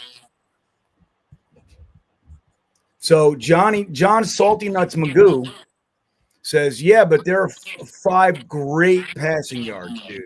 It's not always quantity. It's quality. They are 5 good ones. Fields is bad news, man. Yeah. Dom C checking in. This is full to watch. All right, let me watch this play and then we'll see. Oh. Look at this guy. Juking everybody. Yeah, scampering around. What the hell's going on? The old scamperoonie. What's the flag? A little holding action? I like a little holding. Dom C says, this is painful to watch, but I have a hoagie from Don's Sandwich Shop. Yeah, so that's holding on them. That's what happens when the quarterback moves around. I'll tell you that Chooch Dom C, man, he got me a one of those hoagies, man, and that was like life-changing. We grew up on Don's. Don's Sandwich Shop is where all the famous professional wrestlers used to hang out. We had that wrestling school in our town. It was right across the street from Don's. So they had all the pictures and stuff, all the famous wrestlers. Like you could be in there ordering a sandwich shop and the Wild Samoans would come in. Oh, that's sick. It was the best. Dude, is this guy Prime Vic? What the hell is happening? Let me see. Let me see what happens here. All right, Blaine Gabbard. Oh my God. Who was that? 91. Is that Briggs? Oh my God. Yeah. What's happening? Jesus. They had him too. He was like in the grass. What the fuck is going on? Who's 91? Is that Juwan Briggs? Yeah, that's Briggs. Dom, I'm actually jealous. I haven't had a Don sandwich in a long time. Ron Trezuzzi, also from Lake Hiawatha, says Carmela's was the best. I prefer Don's. All I know is that he brought me a hoagie that I got to eat at the tailgate party on the opening week. And that was probably one of the best sandwiches I've had in 10, 15 years. Wait, who's number 29? Brownlee. He had a nice play there. Yeah. 4th and 18. I mean, the defense is playing. The defense is playing, dude. Aaron Glenn. We've given up. I think Quincy Williams, like you can see it all over him. They traded his brother and then benched him. And he's on the field. He's making it work. He's inspired. Well, there you go. So, Matt, all right, man, listen, it was great to have a little bit of relaxed extra time with you, buddy. Jeremy keeps muting me behind I me. mute you when you're not talking because it sounds like crap when we're talking. Oh, I'm sorry. Oh, yeah, a little bit of radio Okay. noise. All right. I'm sorry about that. Next week, I promise I will be up in the office. I was just being lazy today. No, you're good. But I'm going to order something off DoorDash. I'm starving. So enjoy the rest of the game, and I'll talk to you guys soon. All right, Matt, you're the best. Enjoy this victory. All right, here we are, just us. And I know people are going to say, how could you say that our defense is playing? Cleveland has 17 points. And I will say, when your offense is like non-existent, it's very hard on your defense. You know what I mean? And we're non-existent. We just get the ball and we just basically give it back to them. So, I mean, at some point, our defense is going to break sometimes. You know what I mean? Yeah, right. There's only so much you could ask from them. Right. Well, you know what my next, so everybody, just so you know, like M. Cadoza. Oh, that's Cadoza in here. It sucks. I fucking miss your regular names. This is bullshit. Cadoza reminding everybody, just so you know, my power went out, everybody, and down here in Virginia. So my whole house is out of power. So I got to figure something out. My backup little battery just died. So I have to figure something out. I might have to go get the generator, Jeremy, and wheel it over here so I can run a cord because my computer is down to like 23%. And that ain't going to cut it. That ain't going to cut it, everybody. So, or I can go in the car. Maybe I do that. That sounds easier. I have an inverter in the car. I could just turn the AC on. You know what I mean? Yeah. You've definitely done stuff from your car before, from parking lots of rock and roll concerts. Do you remember the time when my son was in a show in Richmond and I was out in the parking lot doing a live stream waiting for him and his friends to come out, and that guy came over and punched my car? Do you remember that? Yes, I do. I jumped out and I'm like, hey, motherfucker, I'll fuck you up. Remember that? I remember. Everybody got to see, like, I don't show people that side of me, you know? Yeah. Like, no, I remember it. I'll never forget it. Never forget it. Everybody's like, oh, wait a minute. Green Bean might have some fucking screws loose. I got out of the car. I'm like, come here, motherfucker. I'll fuck you up. Yeah. Everybody's like, wait a second. I'm like, oh yeah, shit, I'm live. I forgot. I'll never forget. And I know Hennessy is with me on this. I know that when I saw that, I so badly wanted to jump through my computer to be with you in that moment and fight, like to help just beat that person down to a, like, you know what I mean? Yeah, like, dude, like out of nowhere, he just came over and punched my window. I'm like, out of all the cars, the one that somebody's in, and let me tell you something, he didn't want no part of it either. Like, he turned around and so he like stopped. I thought it was gonna happen. I'm like, let's do it, buddy. I'm gonna fucking fold you like a lawn chair. And then he just saw me, like, he turned around and kept going. I was like, dude, you better walk. I'm gonna knock your teeth out. Yeah. Dude, all right, Justin Fields targeted Garrett Wilson before down the sideline. Didn't work out. Nice catch by Taylor. Nice catch. So it's 3rd and 6, everybody. Ron Trezuzzi just texted me. Sounds old school. Yeah, Ron, just so you know, Ronnie Trezuzzi in the chat, everybody. You guys don't know this, but I used to go to games with Ronnie. Ronnie's one of the 2 people that made it to Dennis Bird's bed the night that he got hurt, that he got paralyzed. So that's Ronnie. Ronnie went to the bed. What's wrong with Garrett Wilson's knee? Hold on. He's got some knee issue. So, I mean, that was he's good. Yeah. But you know what? Just don't play him then. Then just don't play. Right. I mean, come on. This is me and Ronnie, just so you know. Oh, look at that. Why run that route? Mechie, though. That was Mechie. But why run that route? I don't know. 3 yards shy of the first down on 3rd and 6. Like, who's running a 3 down or 3 yard route, Jeremy? Why?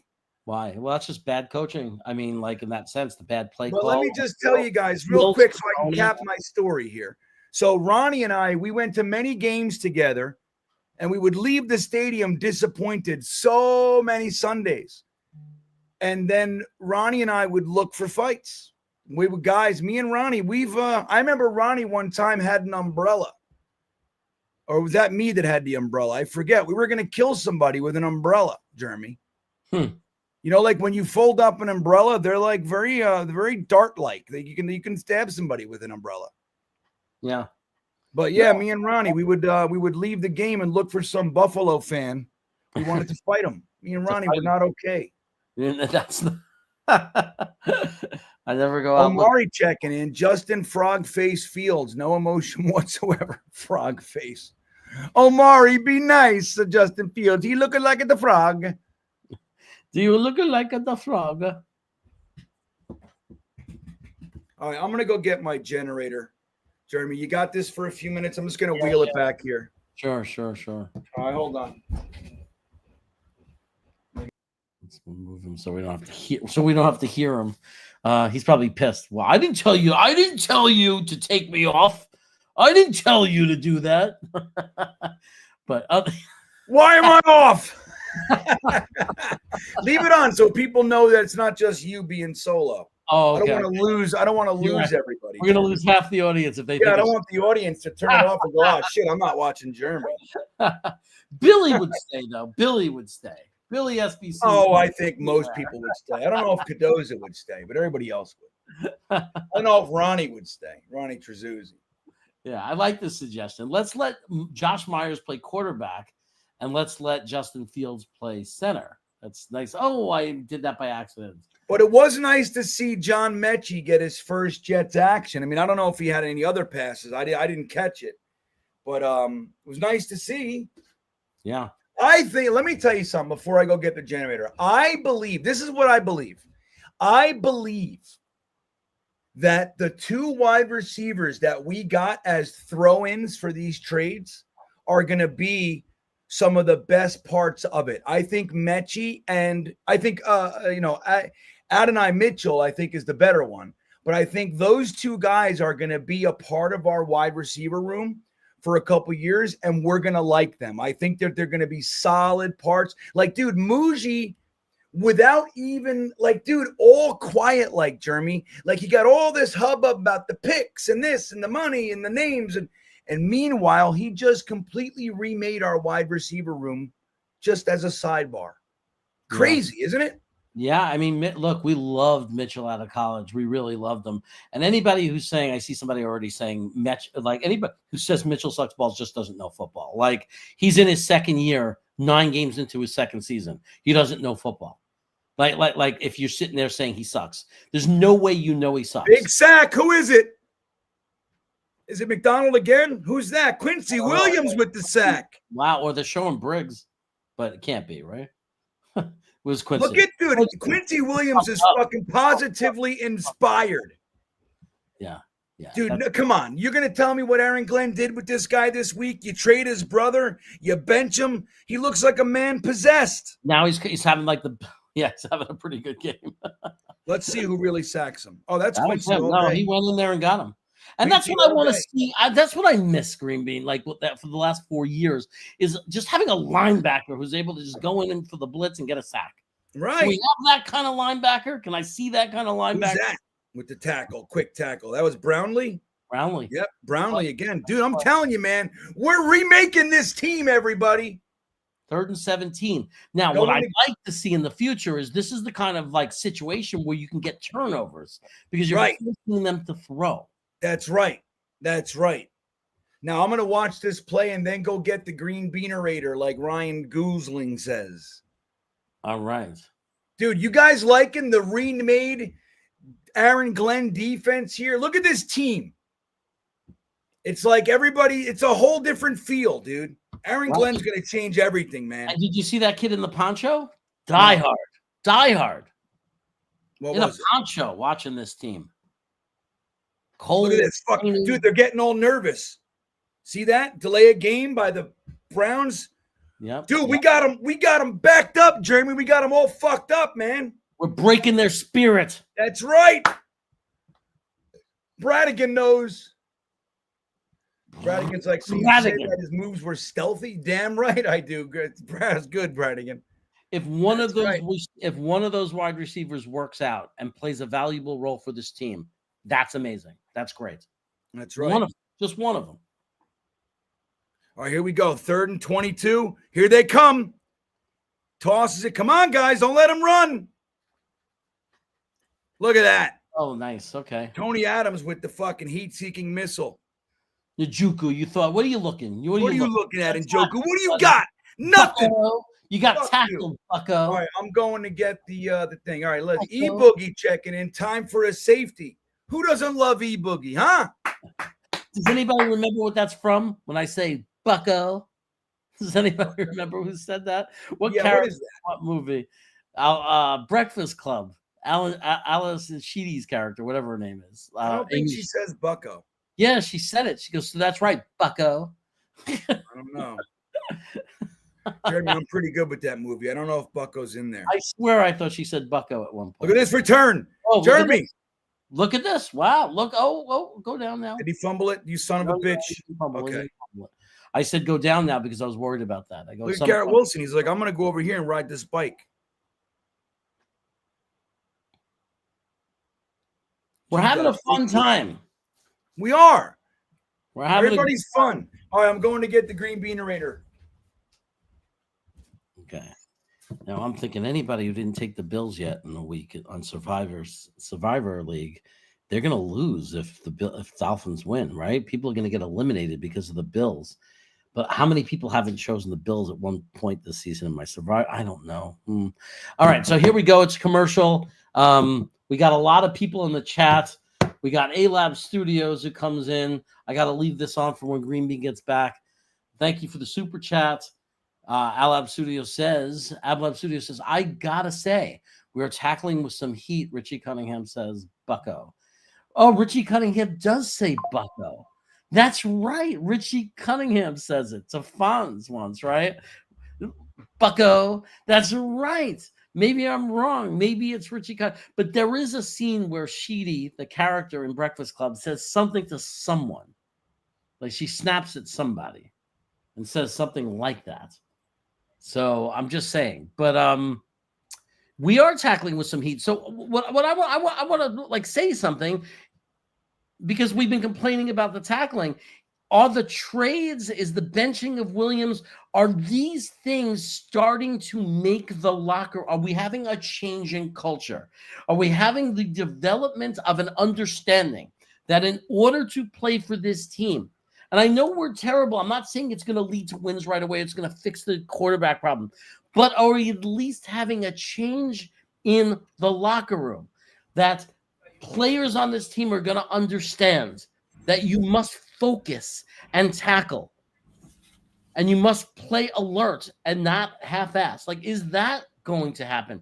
Oh, there are things that can happen while we're terrible that's positive for the future.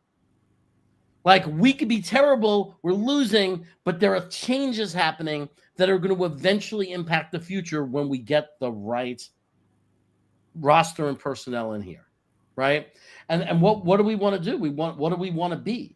We want to be an organization that we want to see a team that when they play, at least have the culture of 100%, some discipline, solid tackling. These are the foundations that you want to build around. And maybe it's a good thing if we fix that now, and then everybody comes in and learns that that's the way we do things here.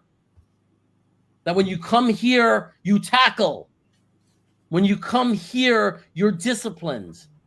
I don't know. I mean, I haven't been counting, but it doesn't feel like we're getting called for penalties nonstop, right? We're always going to have some penalties, but it doesn't feel like it's this endless thing. Why are you jinxing us? Of course I'm going to jinx it because that's what I do. I don't love it. But, I mean, I'm just saying there are positives that could come out of terrible sometimes. I'm looking for those. I'm looking for those kind of changes on this team. I'm looking for, as bad as our record might be, that at least our freaking players tackle. And they help each other. Like when someone slows down and grabs someone's leg, everyone else wasn't stopped trying. Everyone else is full force still coming strong to the football to make a play. I'm preaching. That's right. I'm preaching. But man, and I don't care how bad I see someone right away. Well, the Browns offense is bad. It doesn't matter. We don't tackle. No matter who we played, we didn't tackle. We need to tackle. I don't care if we're playing the worst offense or playing against the best offense. Tackle the man with the football. That's what we want to see, right? They also have a very good running back, the Browns, a very good running back. And I thought he was going to run all over us. But we're actually doing a pretty good job. And one of the things we're doing is we're actually tackling him. Want me to break down why the offensive line collapsed on Justin's interception? We don't have Frank, so you can break down how the line collapsed on Justin's. Did they break? His interception, I got to admit, I got to watch it back on the All-22. I have no way of watching it back to see what role the offensive line played in that. To me, Justin Fields misread the defense and didn't see the safety or whoever it was, and also made an errant pass. Was he rushed into it? Maybe. I have to look at that. That doesn't let him off the hook. I don't care if you're under pressure. Like, protect the football. I understand he doesn't throw a lot of interceptions, so I'm not going to sit there and say he's totally reckless and he throws a ton of interceptions. But he made a bad pass, and we have to figure that out. What's worse about Justin Fields than the interception is the lack of throwing the ball to open receivers. And we're seeing that there are open receivers, and for some reason he's not pulling the trigger. That's the problem. Meanwhile, it's 2nd and 6. We got the ball at the 43-yard line. They hand it off to Breece Hall, who looks like he's running really well, and he gets within a yard to a yard and a half of the first down marker. So it'll be 3rd, and I don't know if you're going to call that 3rd and 1, 3rd and 2, or 3rd and 1. I'm going to call it 3rd and 1.5. So they're calling it 3rd and 2. I call it 3rd and 1.5. Half a dozen, one half a dozen eggs of another. Maybe it's 1 3/4. I don't know, but we'll see what happens. 3rd down, 3rd and 2. Is this 2-down territory? It might be. We're near midfield. Do you play this? Do you run this like you're going to play? Yeah, we're on their 38-yard line, so it's definitely could be considered 2-down territory. So don't lose yardage here. Don't go back. Can you hear the generator? First down, huh? Can you hear the generator? A tiniest bit. It's not a distraction at all. All right, cool. So it's the end of the 3rd quarter. We just got the first down. I didn't see who got the first down. Somebody in the chat wants to tell me. I'm assuming it was Breece Hall, but it could have been Isaiah Davis. I wasn't able to tell. It looks like I see a Breece, so it looks like it was Breece Hall that did it. Have you noticed that we're going more of a bell cow type running back this game? It feels like I'm seeing at least like most of the reps are just Breece.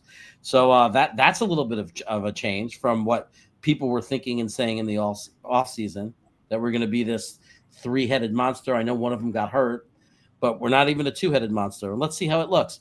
Breece Hall has 12 rushes, and the nearest running back to him is Isaiah Davis with 2. So 12-2. I would call that we're using Breece Hall as a bell cow back. He has 52 yards. That's a 4.3 average. We're playing against the best run defense in the NFL, so we can't complain too much about that. We have 12 total yards passing going into the 4th quarter with 12 yards lost, which means even though we know it's 12 yards passing, because of the 12 lost yards, when the world puts the stats up, the official game stats, and it says passing yards for the New York Jets, it's going to say 0 because lost yards and sacks get subtracted from your passing yards because they're measuring how many yards did you gain on passing plays. And right now, if you total the yards, negative and positive, on all the passing plays, we are at a big fat 0. Yet, and I say this in an amazing shockness, we are at 0 yards passing, and somehow, and we're only like 70 yards rushing, we are tied with the other team at 17. Right? We all know why. Our amazing special teams. We all know the real reason why, because of our amazing special teams. But it's still more fun to just say right now the game is tied 17-17, and we have 0 passing yards and about 70 rushing yards. It's fun to say that. It's fun to say that. I don't know why it's fun to say that, Green Bean. I don't know. It's just fun to say that. It's fun to say. It's fun to say in spite of. We actually have 89 rushing yards. So does Ablab think it's fun to say? I don't know. Ablab, do you think it's fun to say, in spite of the fact that we have 89 total yards, 0 passing, 89 rushing? We're tied 17 at the beginning of the fourth quarter. Do you, Ablab?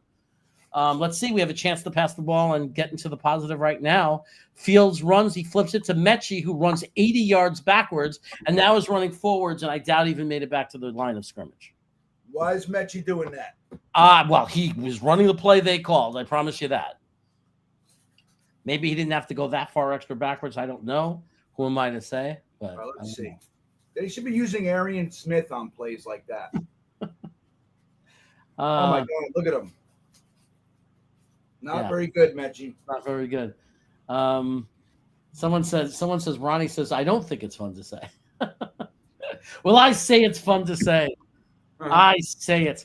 Oh, he lost 7 yards on that play. So you know how much? Oh my God, he ran so far backwards on that. But here goes Breece Hall. Here goes Breece Hall. Here goes Breece Hall. Breece Hall. Breece Hall. Breece Hall, everybody. Amazing. And that's why we didn't trade him. That's right. Wow, that was a great play by Breece Hall. Great play. Let's see, what was it? Did he call that a pass or a pitch? That's a passing touchdown, by the way. Touchdown. Justin Fields gets a passing touchdown. Wow, look at this. You put Breece Hall in space, and man, he could still play this game. Let me tell you something. That wasn't only Breece. We're going to look at that on all 22. A lot of people did their job on that play. A lot of people, because there was so much. Yeah, a lot of people did a really good job on that play. The fact that it was to the left side, of the right side of the field, makes me think I cannot wait to see what Membo did on that. I'm getting a feeling that there must have been some goodness. Somebody, who was that? That was 60. Was that Tippmann or Myers? Look at Tippmann. That was Tippmann. He totally pancaked. I think it was. I was quick. Yeah, look, it's pouring there. Look at that. Yeah, it's raining. It's raining, man. Yeah, hallelujah. I promise you, Billy, no one's going to blow up Justin Fields, and we're not giving him the credit of like, oh, you're amazing. You did an amazing thing. We're just pointing out that technically it does count as a passing touchdown. Dude, I'm saying this right now. Justin Fields knows how to get the job done. When the going gets tough, Justin Fields throws touchdown passes. We see it. It happened right before our eyes. Justin Fields, baby. He had a freaking convoy in front of him. So what does that mean? Are we taking away credit from him because there was a convoy in front of him? Yeah, what does that mean? It means the play was designed perfectly. I don't know, but the reason I said I want to watch it back on the all-22 is because I want to make sure that we're not just saying just Breece, that we're also going to give credit to the players who made that play work. Because I don't know if it was Tippmann or Myers, but somebody. Oh, they were lead blocking someone made that happen for sure. So let me ask you, why do we have to shut up about Breece? What do you mean, good, bad? What's he saying here, Jeremy? I don't know if he's saying good or bad. It's hard to know because he could be yelling at the people that are saying that he's bad, or he could be yelling at the people that's saying he's good. Thank you for building on my point. So I don't know which one. He's saying bad. So he thinks that Breece is bad. Or are you saying? You're saying shut up about the people who are saying he's bad. I mean, look, I love Breece Hall. I do think that, and I didn't know if it was the team or him. Something changed after the injury. Before the injury, I had him down as Adrian Peterson. Like the next Adrian Peterson. And then when he came back from the injury, it was never quite the same. It was the first game he came back against Buffalo. I remember that run in the beginning of the game, but then it just died out. And I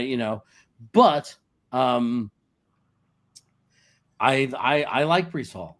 I've been one screaming for us to sign him for 3 years, $10 million per year, whatever it's going to be. I want him to be part of this team moving forward. I really do. I don't think we have to go looking for a new running back. I think we should just sign him. Running backs aren't that expensive. So yep. Keep the stable together, dude. Yeah. I mean, I just don't understand. Like there's certain good parts of this. I don't think we have to trading is different if you get really good return, right? But people were talking about trading him for a 4th round or whatever, and I was never on board with that.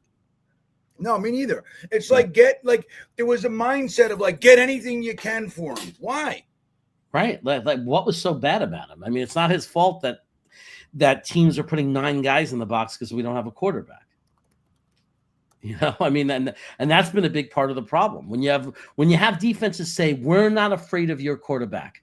We don't respect you in any way. We're going to stack the box and we're going to stop your run. We're not going to let you run against us. We're going to put the whole freaking defense in because we don't think your quarterback can pass.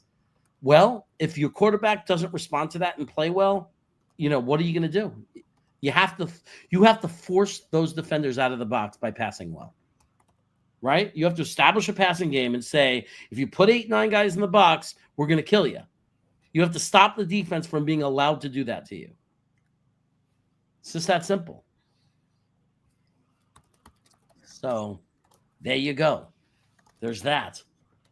What are you doing, Green Bay? What do you mean? I don't know. I'm wondering what's going on. I hear typing.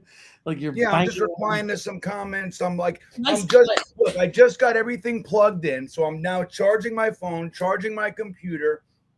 My monitor's on. So like I just like the janitor. So I'm like, so now I just like sat back down and I'm like looking at all the chats. I'm getting a bunch of texts and comments and you know what I mean? So like like 30 seconds before you just asked me that, I just got everything hooked up. Got it. So it's 3-2. It's 3rd and 2. 3rd and 2 coming up. It's a big play coming up right now. It looks like they got the first down and more. That was not. Yeah, what was that? That was Malachi Corley. Malachi Corley. What did he just do? Let me see the play. Big run. He's like their running back. Yeah. Let's see him. Let's watch him.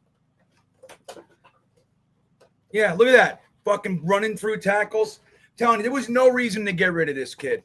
And it is what it is, but he's going to be fine, dude. Yeah. Yeah. He's it had to be some sort of like attitude thing or whatever. And look, let them do what they got to do, but I don't know. Look at him. They are figuring out how to use him and get him into some space, right? I mean, that's what they get him the football to do what he does. They're figuring out how to do that, but we'll see.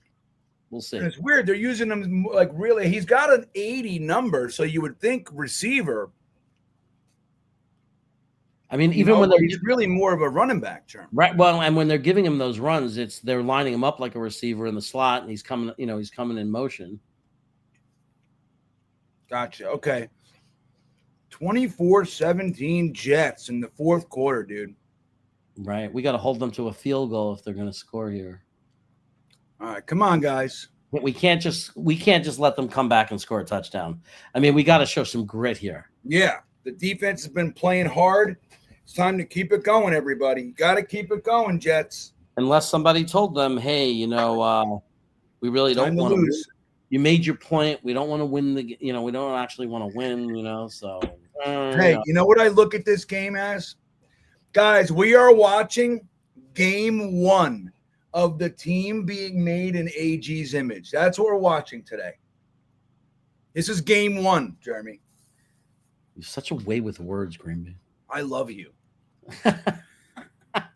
He doesn't look like he got the first down on 3rd and 2. Doesn't look like that. And I think they're going to kick the field goal, right? I don't think they might go for it though.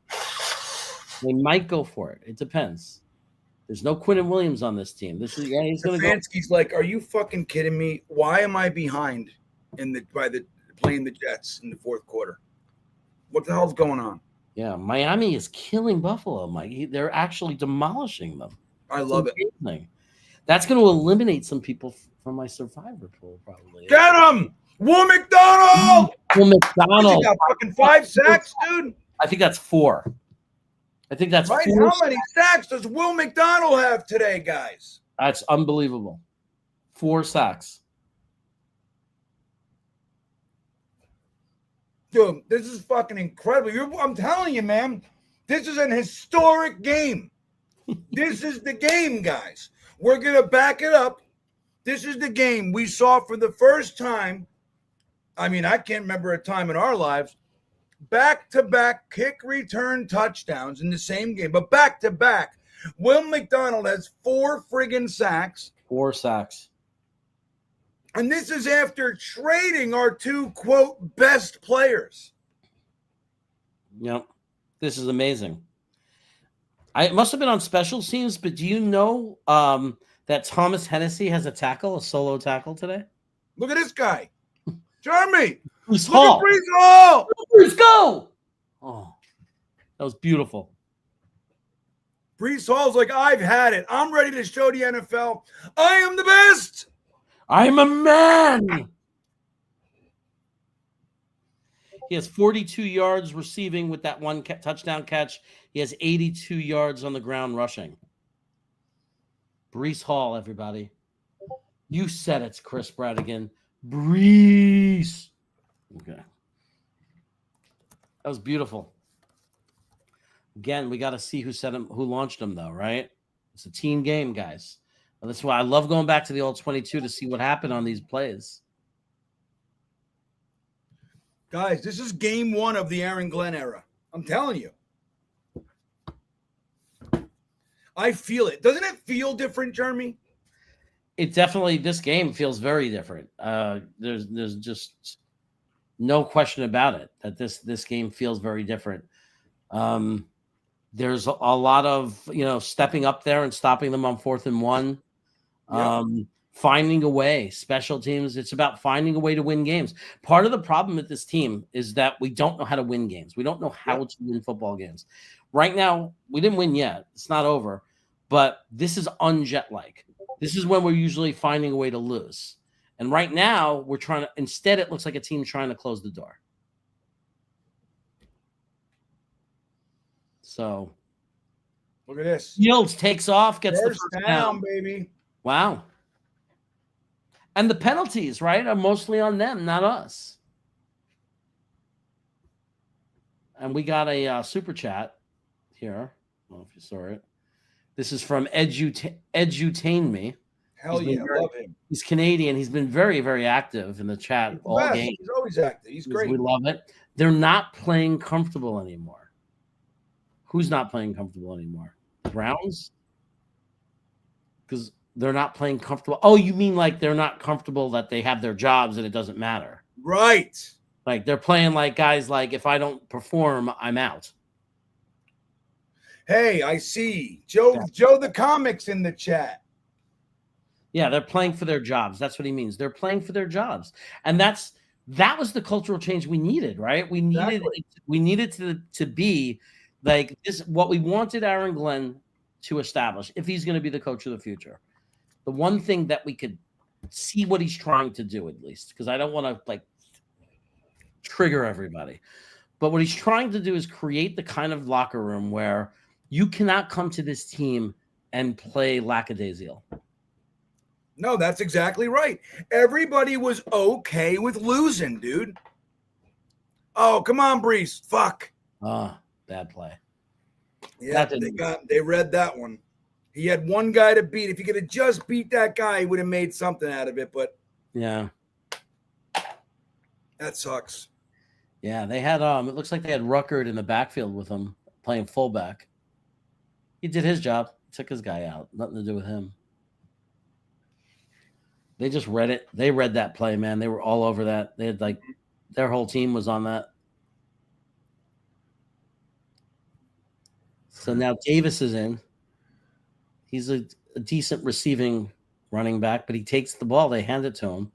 And he actually has a nice little run there for like 5 to 7 yards on 3rd and 20.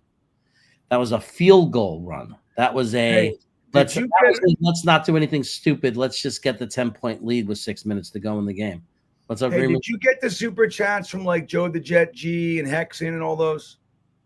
I probably didn't. So you want me to go back and start highlighting? All right. E-Boogie. Wait, hold on. So E-Boogie says time. Oh, we did the safety. Okay. Hexen. All right. We're going for a field goal here. This makes it a 2-score game. Yep. 6:19 left. Come on, folk. The kick is up. And it looks good to me, Jeremy. Cleveland's going to want to get revenge and do a major comeback the way we once did against them. The Jets are about to go on a fucking win streak, everybody. Did you get Omari's? Yeah, I got Omari. Okay.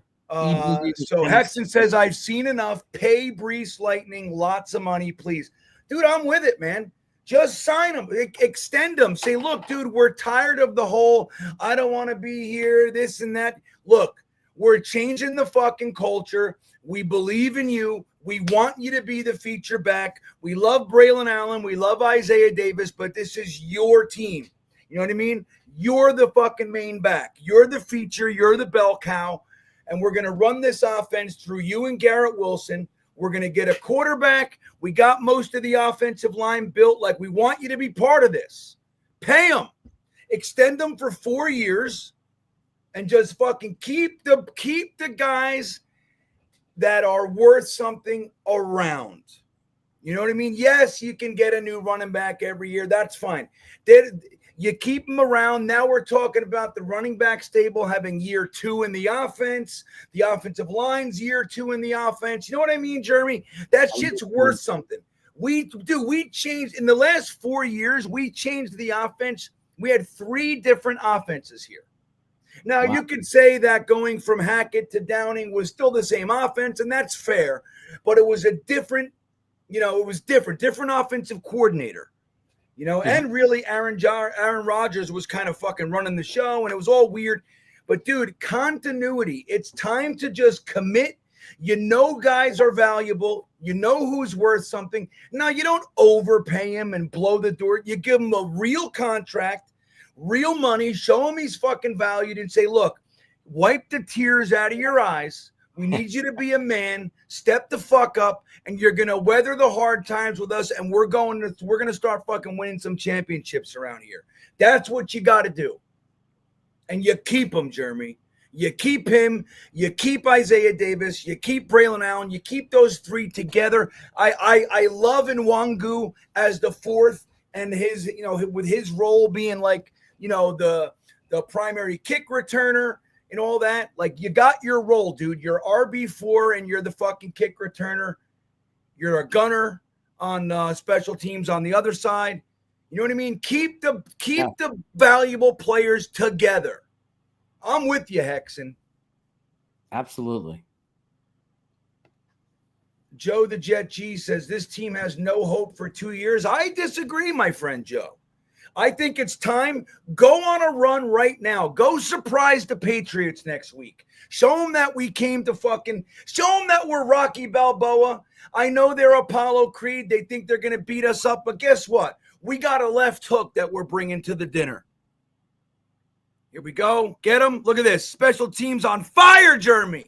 I don't want to hear too much of it was the Cleveland Browns, because all I heard for the last 2 weeks when we went into this bye week is they got the best defense. We don't have any chance to win, this, that. And then as soon as we say, oh, yeah, F you, and we win, then we're going to have to hear, oh, well, it was just the Browns. Well, make up your mind. We were supposed to lose, right? We were supposed to lose. We can't beat the Browns, right?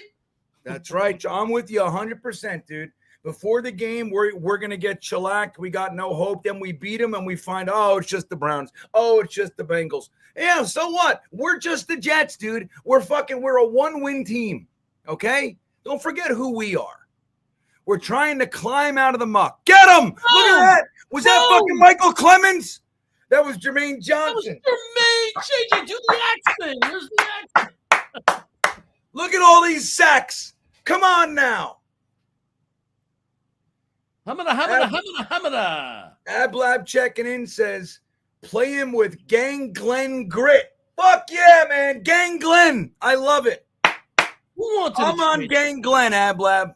He's going again. There he goes. Oh, I thought he was coming again. He might get him. Oh, he almost had him. Flag. Tell me there's a holding. It's a hold. But on the defense, the offense, downfield for the defense, or on the offense. Line? Offense, right? Because I think it's going to be offensive holding. Let's see if it all depends where it came from. So, holding, defense, shit. Dang it! It might be denied, right? It was a good run. Yeah, that was a good play. The other way, I don't know. Let's see what they do. I don't want to give them a chance to make a miracle comeback and get their revenge from 2 years ago. Remember? I know, right? We want to hold on now. Now we gotta win. We gotta teach these young boys how to actually win. That was a weak ass call, guys. That was weak. Wow. What? Whoa. That's really just looking. All right, is what it is. Here we go. 1st and 10. It's back to pass. Come on, guys. Oh, my God. We're leaving the whole middle of the field open now. Yeah. All right, we'll settle down. Flag. Who's that flag on? Yeah. Now we're going to play the game of flags. I know there was no flags for a while. It was kind of nice. We were watching against us again against us. What the fuck? What's the call here? Slide. Just riding contact too far off the field. And that's really when you look at that was on Sherwood. Dude, come on now. All right, let's see what this is now. Because the first one was bullshit. It was there, but it was real slight. We're going to give him a fucking touchdown on penalties here. All right, good tackle, gain of about 3. Quincy Williams, man. Tell you, he's fast, dude. If he comes to play every week, he could be really dynamic. Yeah. His thing is consistency. Don't give up a touchdown, guys. Just don't let him score a touchdown. Don't let him score. Let's go. Terrible pass. Yep, because you felt the pressure. Yeah. Dude, he's been getting killed today. Look at that jersey. He's all covered in dirt and shit. Yeah, he's got a Funny how he's got mud on his jersey because there's no mud here. He's been sacked 6 times. 4 of them were Will McDonald. One of them was Quincy, and the other was JJ. Look crazy. At us. Hennessy checking it. Wait, what happened? I said, look at us providing information. Providing information. Hennessy says, I want to see this offensive coordinator with a real quarterback. Yeah, man, me too. I want to keep the guys that are worth the shit together. We got to start having an offense that's around here for a little while. Damn. First down. Wow. Clock's still ticking. 4:25 on the clock in the 4th quarter, everybody. There's a lot of time in this game. If we give up a touchdown, there's a lot of time. Miami's beating the shit out of the Bills, man. Beating the Get shit him! Come on, this fucking guy's running all over the place. Oh God, I wonder if they're going to show that again. Watch Clemens. What'd he do? It's just I only saw a glimpse of it, but it looked like the definition of not sealing an edge, of getting trapped on the inside. Yeah. Right, that's a good point. Yep, when he ran that way, there was nobody there. Yeah. He sucks, dude. He's so bad, it's crazy. All right, Gabbard back to pass. Okay. Nice. Drops it. Good. That helps. 3rd and 6. We need a big play right now. Stops the clock, though. 3:37 in the 4th. The best. Look at those hands to the face. You see that? McGregor. And this is when I go with, yeah, look at that. And there's no flag. But this is when I think to myself, we win, great game, yay. If we somehow fell apart and lost it, I think it helps us with the draft. It's kind of like, no matter what happens. Yeah, I do want to see Glenn though and the boys be able to hold on. I want to build, dude. I'm done with the look, we tank. I'm here for it. It is what it is. But I'm also here for building, man. Let's get them. Nice tackle. Do they kick? They're not going to. Do they kick the field goal? Look, everybody all of a sudden can tackle, Jeremy. Tony Adams, one of the fucking worst tacklers on the team. All of a sudden. Right. Look, you trade Sauce, you trade Quinnen, you fucking bench Quincy. Everybody's like, holy shit, wait a minute. Right. We're not playing games anymore with you guys. Sick of you. Right. And I agree with Hennessy here. Before I ever would make a judgment on Estran, I want to see him with a real quarterback. With a, you have to. How do you judge? Did he miss it? Oh, no, the kick is good. So it's now a 7-point game, everybody. Jets get the ball unless they're going to onside kick it. Yeah, I mean, I don't even know if he will. I think he's thinking just stop him 1, 2, 3 and out. Stop him 3 minutes. I mean, dude, if you want to depend on anything, it's their defense. You know what I mean? Yeah. Do you know that the Bills scored a touchdown? Do you know who got it? 26-yard touchdown reception. Jackson Hawes. I'm telling you, that was our guy. Wow, really? Hawes, the blocking tight end. He's supposed to be a blocking tight end. They said, he can't receive. He can't. Their God. tight end room is fucking something else, man. Yeah, man. Jackson Hawes, man. That's our guy. Jeez. They're tight. The Bills are doing it. I mean, that's the way. That's the tight end room I want. You know? Yeah. There's no reason that you can't have 3 tiers deep, badass tight endery. You know what I mean? No reason. Like, I hate it. Like, teams, like, they look at these positions like kicker, tight end, kick returners, like afterthoughts. Like, why? They're so vital. Yeah. I'm telling you, man. We got to know how to build a team right. Look at this. Okay, shit. Gets to about the 32. Here we go, guys. Here's the game. Like Ronnie says here, fighting for jobs.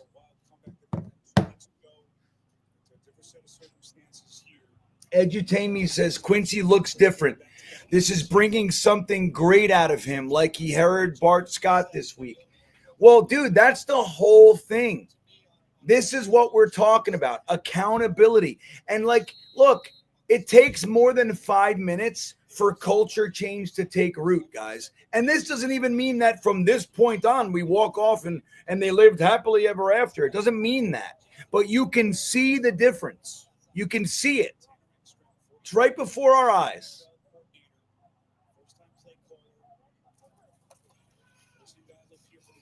Go, Brees! Thanks, Brees! First down, baby!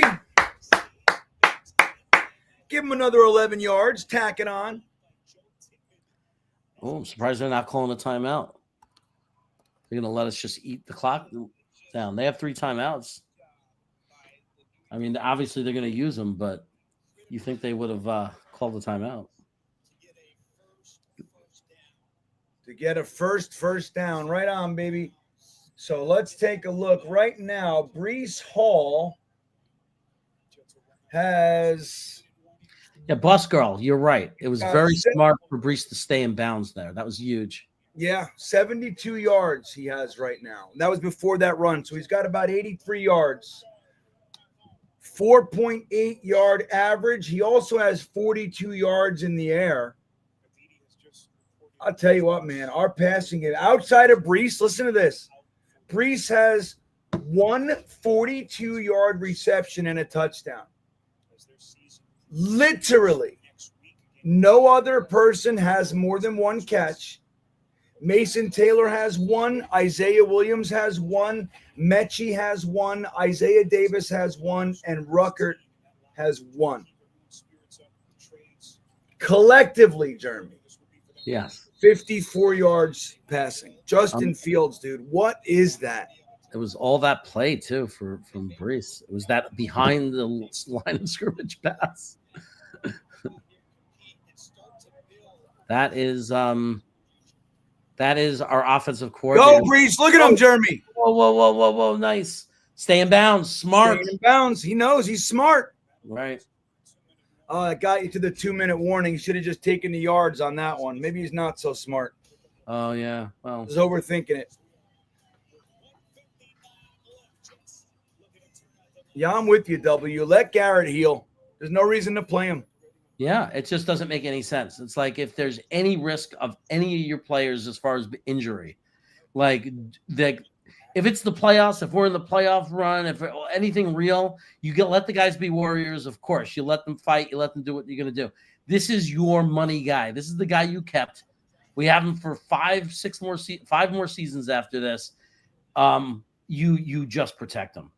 Like if he's hurt, knee, especially in knee, you let that thing heal.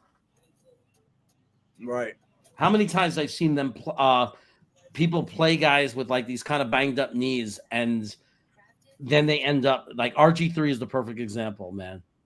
They let that guy play hurt because it was like playoff run kind of thing and he was never the same after that. Oh, you're right, man. I mean, yeah. So I don't know. This is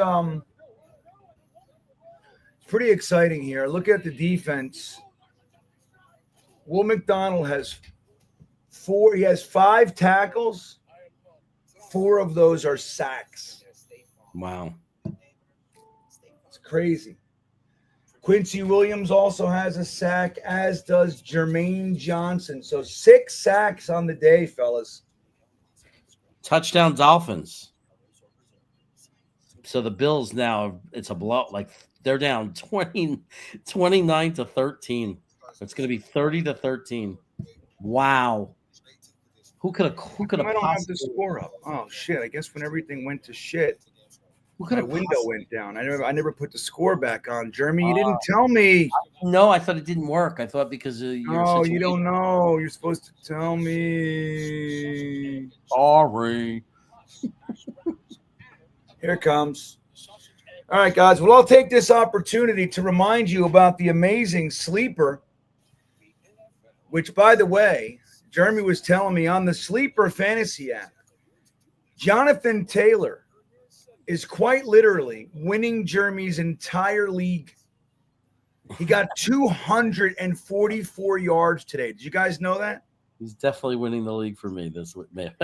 244 yards. Well, let me tell you that on the Sleeper app, you have a great opportunity right now to get in yourself. This $20 entry with no deposit necessary is an amazing offer from the great Sleeper. And once you like it, once you get in there, take advantage of that opportunity. You got to make sure that you use the promo code GREENBEAN to get yourself that $100 match. Oh, my God. Look at that. He got the ball off. Jeez. Wow. What a blow. Dude, but look at that. How did he get through like that? Did you see that? Schlesinger, dude, I'm telling you, man. People laughed at me with this kid. But somebody's got to get him. Yeah, Beck. Nice block, Beck. He's supposed to pick that up. Yeah, he's supposed to pick it up. He's lollygagging. Look at him. That's Beck. He didn't get there on time. That was designed for Beck to fill. That was designed for him to get it, and he didn't. Schlesinger, he's a badass, dude. I kept telling everybody, nobody fucking listens to me with my linebackers. But anyway, Sleeper, they'll give you $100 match, up to $100 on your first deposit by using the promo code GREENBEAN. You can turn your football knowledge into real money using the Sleeper app. All you got to do is click the link in the description. I made it easy for you guys. Terms and conditions apply. The Patriots are going to beat the Bucks. They just got another touchdown, so the Patriots are winning and beating the Bucks. Yeah, they're going to be 9-2. It's wild.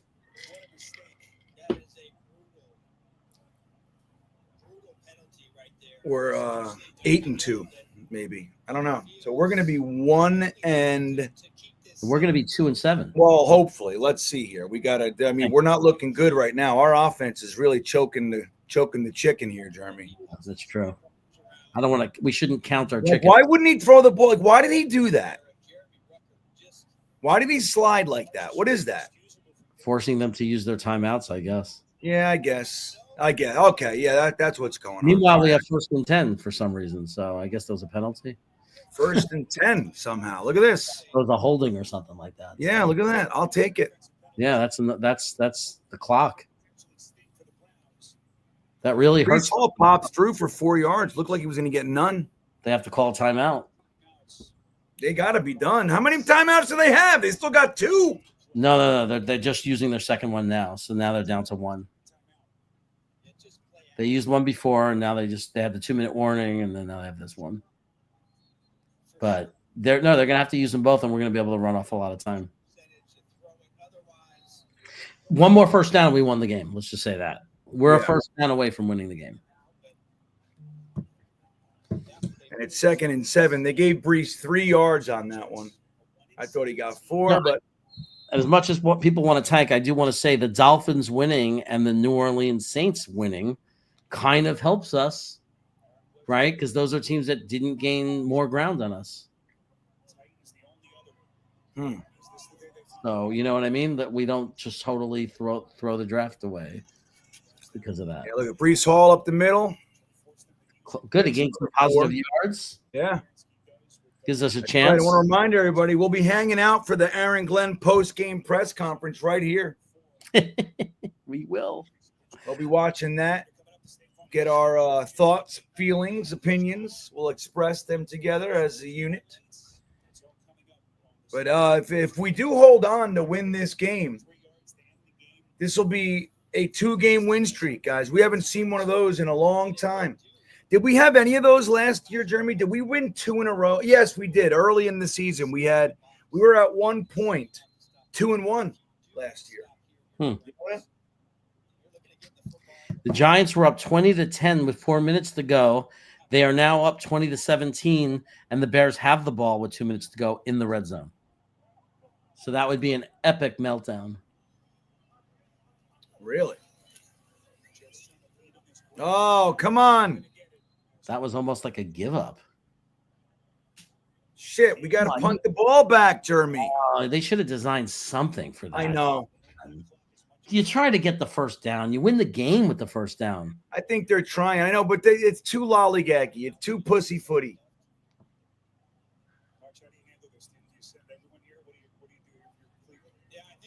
Yeah, Paula, if we would have just won that game 1, if we could have just held on and won that week 1 game and maybe squeaked out like one more of those other games that we were like, ahead in the fourth quarter, all those 1-score games. Look at this. Did they move? We got them to jump. Did we get them to jump? Are you serious? Yep. Oh, my God. That wins the game. Oh, my God. For us. That wins the game. That wins. That's it. Who's number 99?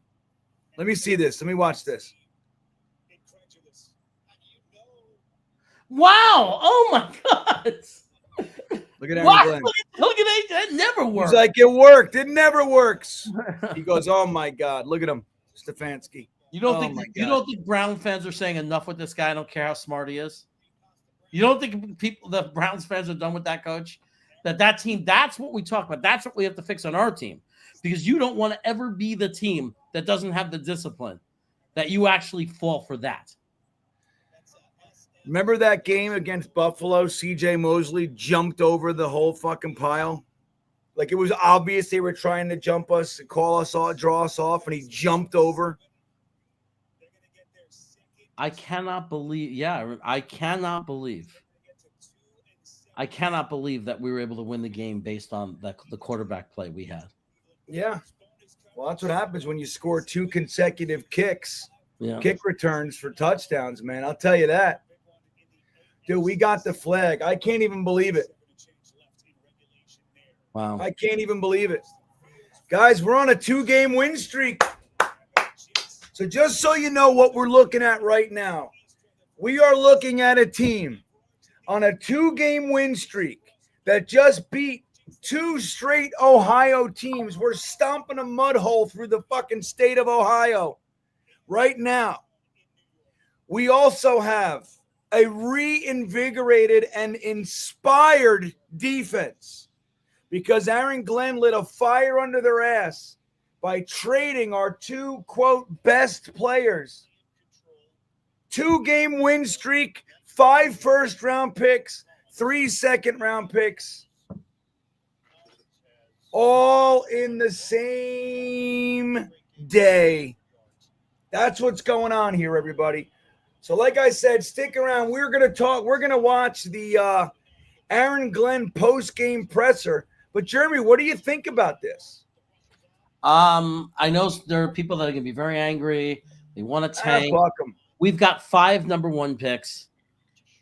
You got to be able, as an organization, figure out quarterback without having to tank when you're 1-7 and say That's that right.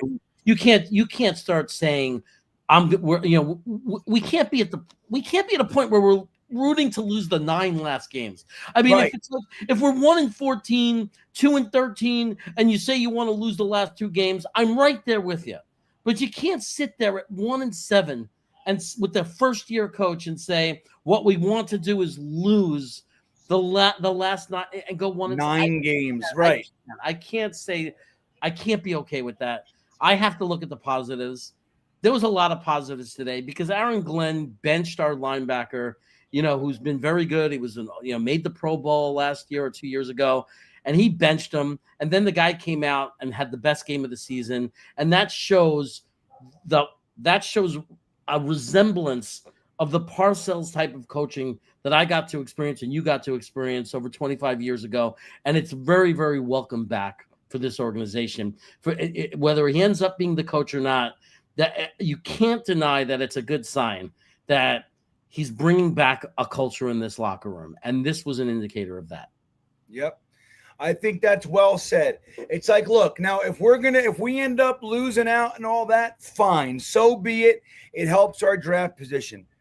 But dude, 9 weeks, you want to root to lose? Like, it's tough, man. That's a miserable place to be.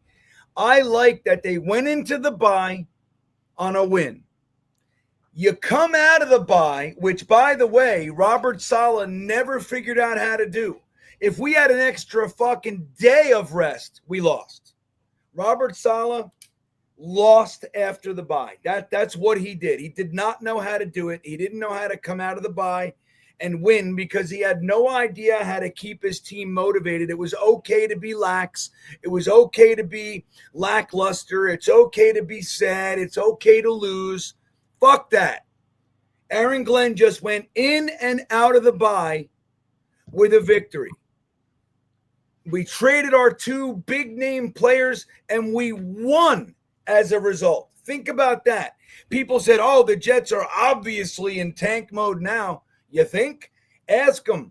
Guys in the chat, ask Jeremy. Jeremy will confirm. I've been telling them all week, bet your ass on it. There is no way the Jets are losing this game. I'm telling you, there's not a doubt in my mind that the Jets are winning this game. I didn't know how. I didn't know what happened. I knew we were winning. Mm-hmm. I could feel it. Like this team, I'm telling you, man, they shook it up. They look, for all the greatness that Quinnen is and has been, all the greatness that Sauce is and will be and all the stuff, I could see it, dude. I could see it. They needed to go. The leaders on your team, we got to get the loser mentality out of here. And if you can flip guys for a whole bunch of picks, fuck yeah. That's the way to do it. Sell high. We like to emotionally keep everybody and we end up getting nothing for people like Bryce Huff. You kept Bryce Huff. You let him walk for nothing. You know what I mean? Nothing. Yeah. You're going to tell me you couldn't have gotten picks for Bryce Huff? My ass. You know, it's so well said. So well said. I mean, the reality is we just need to try to win games and just change the culture. You know, what I really like is that making those 2 trades, trading those 2 players, it would have been almost understandable and predictable that we came out just completely flat and just got destroyed because the distraction that must have been going on in that locker room, right? So you got to give credit where credit is due. Aaron Glenn obviously found a way with keeping this team focused on this game, in spite of the fact that they just traded not only 2 of their best players talent-wise on the field, but you're talking about 2 guys in that locker room that were super popular. They were, Quinn was there the longest. He had the longest, residency in this team of all the players, right? He's been around since, for 6-7 years now. You have Sauce Gardner, who's such a big personality on that team. They both get traded. It was so easy for this game to have been a distraction week where these guys came out completely unprepared. And yet he found a way to keep them focused, and they came out and they found a way to win this game. And yes, it took special teams. Fine. It doesn't matter. They won the game. They won the game. I love it. Like, right. That's the thing you're going to hear. Oh, special teams. Like, how many games did we lose because of special teams? Fuck. Yeah. E-Boogie with 5 gifted Stream Beaner memberships. Awesome, man. There you go. Thank you for that amazing support. Let's see who got the memberships here from the great E-Boogie. Where are you, bud? Where are the things? Let me see. Where'd they go? Here they come. So Mr. Terrible Takes gets one. Chris Bradigan gets one. M123 gets one. Jonathan Fernandez gets one. Whoop 1976 gets one too. So congratulations, guys. All courtesy of E-Boogie. Thank you for the amazing support. E-Boogie rules. Fletch checking in. Jeremy says, Glenn going for 2 won the last game. Glenn faking the 4th down won this game. Stop hating. He's a good coach. Right, man. And let him make his mistakes. So, dude, look, people were out on Aaron Glenn week 3. Week 3. Yeah. You know what I mean? Yeah. So, look, he's going to make his mistakes. He's going to do boneheaded shit. But what we want is a culture changer. Bloody Knuckles right there on the screen. See it? That's what I'm talking about. Their center literally has knuckles are bleeding. That's what I want. Just so people know, another positive indicator as far as people worried about the quarterback race and all of that. The New Orleans Saints, Tyler Shue just played a really good game, and that was only his 2nd start. And if he continues to play like that, New Orleans Saints is out of the quarterback sweepstakes. Although I do understand that they might trade back out of that spot if they had it above us. But who says that we don't have the draft capital if we had to swap spots with them anyway? Right. Dude, look, we'll let that look. Every year we do this. Yeah. And look, and we talk about this too. Teams like the Ravens, like the Steelers, like the Chiefs, every year they just sit right where they are. And then who falls to them? Kyle Hamilton. You know, who falls to him? Some of these great players. And we always go, oh, man, they got a badass. And look, and they're at pick 27, 29, 18. Dude, let's just let the season play. Let Aaron Glenn instill what he wants to instill here. Let's try to win some games. And let's say we beat the Patriots next week. Imagine that. We're a trap game for them. Imagine that. We're on a 3-game win streak. You just beat a division opponent, and now you're going into games like the Falcons and all those kind. Who knows, Jeremy? Maybe we can have some fun. And it's a long shot, but maybe we're even talking about trying to go make a wild card bit. You know what I mean? Imagine that turnaround. That'd be crazy. But wanting to hurt, anytime we could hurt the Patriots. I mean, if you're a fan of this team, you could talk about tank and talk about draft, man. If you could be a spoiler, if you could harm the Patriots after all these years of being a Jet fan, if that's not important to you, if that doesn't mean anything to you, I don't know what to say to that. Like the opportunity to possibly do harm for them and be a spoiler would be just incredible. Yep. Look at this. Alan Doge saying Mangold carrying this team. Yeah, man. I love it. The spirit of Mangold. I'm in. Yeah. So, we're 2-0 since he passed away. Yeah. Yeah. Edutain Me says, I get why Bean felt like they were quitters now. It's human. Yeah, dude. Of course. Like, you understand, like, how hard it is. You get it. We get it because we've been doing it for, decades on this end of it. I get it. But the thing is this, once somebody's a quitter, like Aaron Glenn said it from the podium, guys. He said, I have to figure out, we have this mentality here. As soon as something bad happens, there's a, oh no, here we go again mentality. That's Robert Saleh. Robert Saleh did that. Oh no, here it comes. What do we do? And they pack it in. They are quitters. I've been saying it for how long, Edutain Me? So you take 2 of the biggest names, and it's no shot at them as people, as that they're person, but you just say, dude, they're not leader enough to rally the troops. They're not impactful enough to change the game. They're not. Neither one of them did it. So get fucking rid of them. We just turned them into 3 firsts and a second, and 2 receivers, or a wide receiver and a defensive tackle in that case. No. I'm in. I can't wait to hear what Aaron Glenn says today. I can't wait. Yeah. Skyline Chili. Right on, man. You know the deal. That's Ohio's big thing. You know about Skyline Chili, Jeremy? I don't know much about I know that I heard someone talk about it at least once. Yeah, but I bring it up. Like at least once in my life I've heard you talk about it. But I just imagine it's really, really good chili. Well, so what they do, Skyline Chili is an Ohio thing. So what they do, Jeremy, is they get a big plate of spaghetti, a big plate like a boat. Think about a boat dish, those long dishes, and they fill it with spaghetti, and then they put a heaping mound of chili on top of it on spaghetti, and then they dump a whole bunch of chopped raw onions and shredded cheese on top of that, like cheddar cheese. Sounds good to me. Yeah, it's badass. It's good. So let me get ready for the press conference here. We dominate Ohio teams. We own Ohio, Big Wolf or Big Will. Ohio's ours. I love it. Don't forget, guys, if you haven't squoozing those there milk thumbs, go ahead and hit the like button and subscribe to the channel if you're new here. If you haven't done that already, it is greatly appreciated. We're trying to get to 15,000 this year. It would help if you did it. And don't forget the like buttons. So Tony Alexio says Fields is a bust. Oh, yes. Fields is definitely a bust. And it's funny, too, because, look, he can come out and have these games, but he's nothing.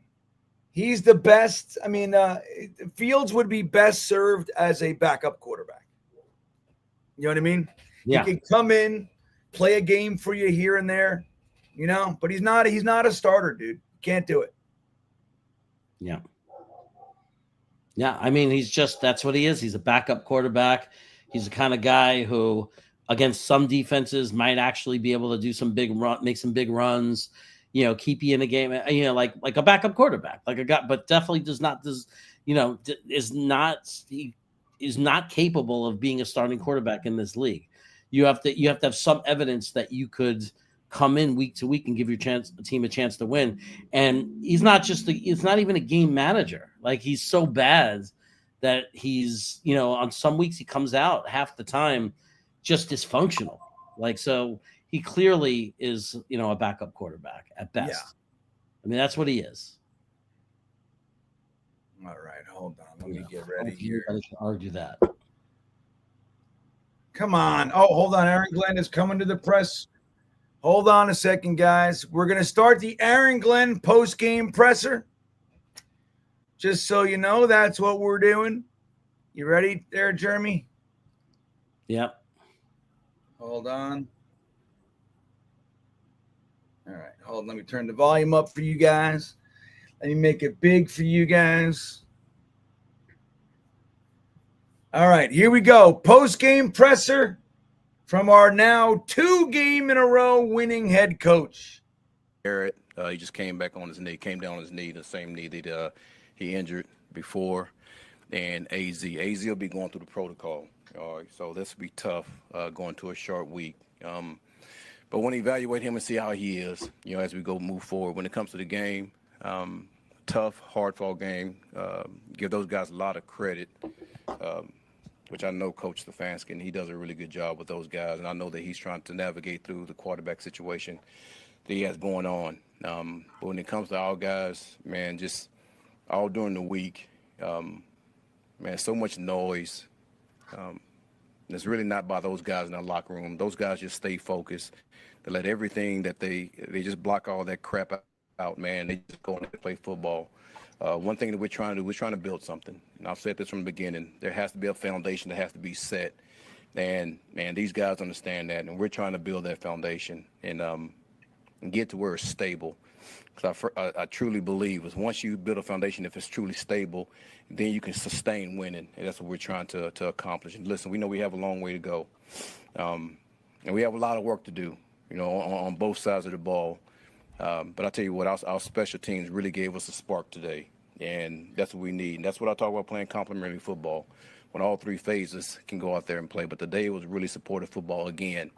And listen, our special teams did a hell of a job. So I give a lot of credit to Coach Banjo and Coach O'Day.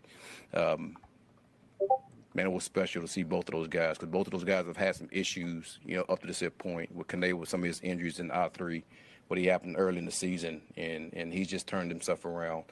And that's the power of believing in your players. And don't let the noise that everybody wants to talk about these guys, let that bother you. and just trust those guys and build those guys up and keep developing those guys. That's what we try to do. So, but tough game, good win, going to a short week. Looking forward to going against a team that's leading our division right now. So, we gotta be ready for this one. We know it's gonna be a tough one. Any questions? Can you just talk about the game Will McDonald had, just 4 sacks, and just the impact he had on your defense? Yeah, I mean, he's very relentless, and he just actually said that to the players in there because he had said something to me during the week. Because I asked him, where's he at? You know, and I have a lot of belief in that player. And for him to come out and do exactly what he said he was going to do during the week is be relentless and go make plays. He went out there and he did that. And to get 4 sacks in the game, it's that's a huge deal. Actually, what Garrett had 5 last week, you know, for him to get 4 this week was a true testament of him buying in. And I'm going to say this for all the players buying in. But it wasn't just buying that we have staying also. And that's what I talk to the players about. And I give the players a lot of credit. Obviously, it was a very eventful week, trading 2 of your better players. Yeah. What does it say about your team? A distraction like that could sometimes go either way. And what does it say? Yeah. Well, I said this to you guys before, that this is a league of change, and you're never getting away from that. And that's players, that's coaches. It happens in this league, but. The one thing that we've been working on since the beginning of training camp is just being mentally tough and being able to block out all the negativity that these guys hear, all the division from within that's created by a number of people. And, man, we're going to stay with us, and we know this thing is going to turn to where it needs to turn. And the guys are just locked in on what we're doing because we might do things a different way, and that's okay. And some people don't agree with that, but that's okay. We're going to do things that we feel is going to give us a chance to win. How emotional was it before the game with the mangled ceremony? It's been emotional all week, just in general. Man, you get a chance to see his wife and his kids out there, and I'll be honest with you, to see how strong that she was handling it, to see how strong his kids were handling it.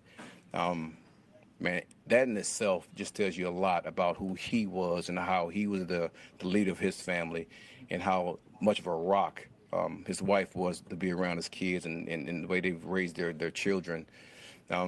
It was very emotional. But again, a lot of credit to his wife, for Mango, for how they, for how they navigate through this whole deal. Because I know that's not easy at all. So, condolences still to that family, man. But it was impressive to see how she handled it, how the kids handled it. You really leaned on Brees there at the end. Can you just talk about sticking patience to wait for that to come out? He's our workhorse. That's something that we've talked about quite a bit, and when we needed him, you know, he came through, and that's something that's not new for us. Listen, I trust him with everything. I trust the ball in his hands, and when times are tough, he will get the ball. You know, so this is a win by any means necessary type of league, and at that point, our way of winning this game was make sure we feed him in a number of ways. Obviously, he got the screen for a touchdown. But, man, we got to give him the ball as much as possible because he can make plays for us. You just mentioned the screen. Can you talk about that play, the call, and the coverage? Because they obviously were sending the house on them. Yes. I mean, their whole deal was to send as much pressure as they can. And usually when you do that, you put yourself in a position to where, man, if you send everybody at the quarterback, man, you're going to have one-on-one coverage, which allows us to be able to block our man and then, man, be able to dump it off, and then he just navigate through all the traffic and be able to score. So it was a great call by Tanner, great run by Brees, and really good blocking and a good setup by everybody else on the offense. So, again, that second half, you know, the guys did a really good job of just getting downright dirty. And this is man-on-man football, and I'm going to block my guy, and I'm going to win my battle. And those guys did a good job of that. You had some games early in the season, one-score games, where you guys found a way to lose in the fourth quarter. Then you finally win. Last 2 games, you figured it out. Yeah. How important is that when you talk about building the foundation? How important is that element of it, just finding ways to win games in the fourth quarter? Guys, that's what we're all about, and that's what we've been teaching, and that's what we've been practicing, you know, for a while. And listen, sometimes it takes time, and I understand guys don't understand that. You know, it takes time to get guys to understand and be able to execute in situations like that. And even for me, sometimes it takes, time for me to get myself in the flow and be able to make the right calls in situations where, I always talk about the last 4 minutes, either half belongs to the head coach. And sometimes you got to, it takes time to get those things down. And I think right now, I'm understanding, our coaching staff is understanding, our players understand. Listen, we're still a long way from where we need to be, but we're trending in the right direction. Couple more. How would you assess Justin's performance? I have to look at the film. I know this. I wasn't happy just in general, offense or defense, right, in that first half. But I thought in the second half we did some things to give us a chance to win. And at the end of the day, that's all that matters. So I get a chance to look at the film, really look at that, and any issues that we have, we're going to work our ass off to correct them during the week and get ready for next week. Any extra meaning for you for your first home win? Say it again. Your first home win? I just want to win. That's it. I just want to win, home, away. It doesn't matter. I mean, obviously, it's great to win at home in front of our fans. I've been saying this for a while. I want to build something that the fans are proud of. And listen, I know we're not close to being that yet, but I have full confidence that's what we plan on doing. And we're going to continue to focus on that. Focus on us, focus on being a team that the fans are proud of. Thanks, everybody.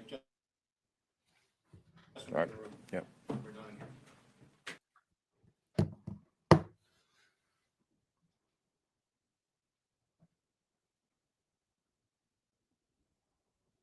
Well,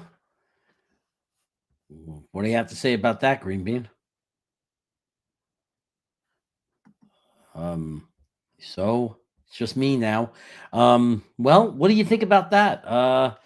He said there's no. I look, he's not going to go out there and say, Justin Fields is terrible and he sucks, and you know what I mean. Like, he just got off of a win. Of course, he's going to say the most positive thing that he could say, and that's what we saw. We saw him being as positive as you can be. He did say we're going to look at the film.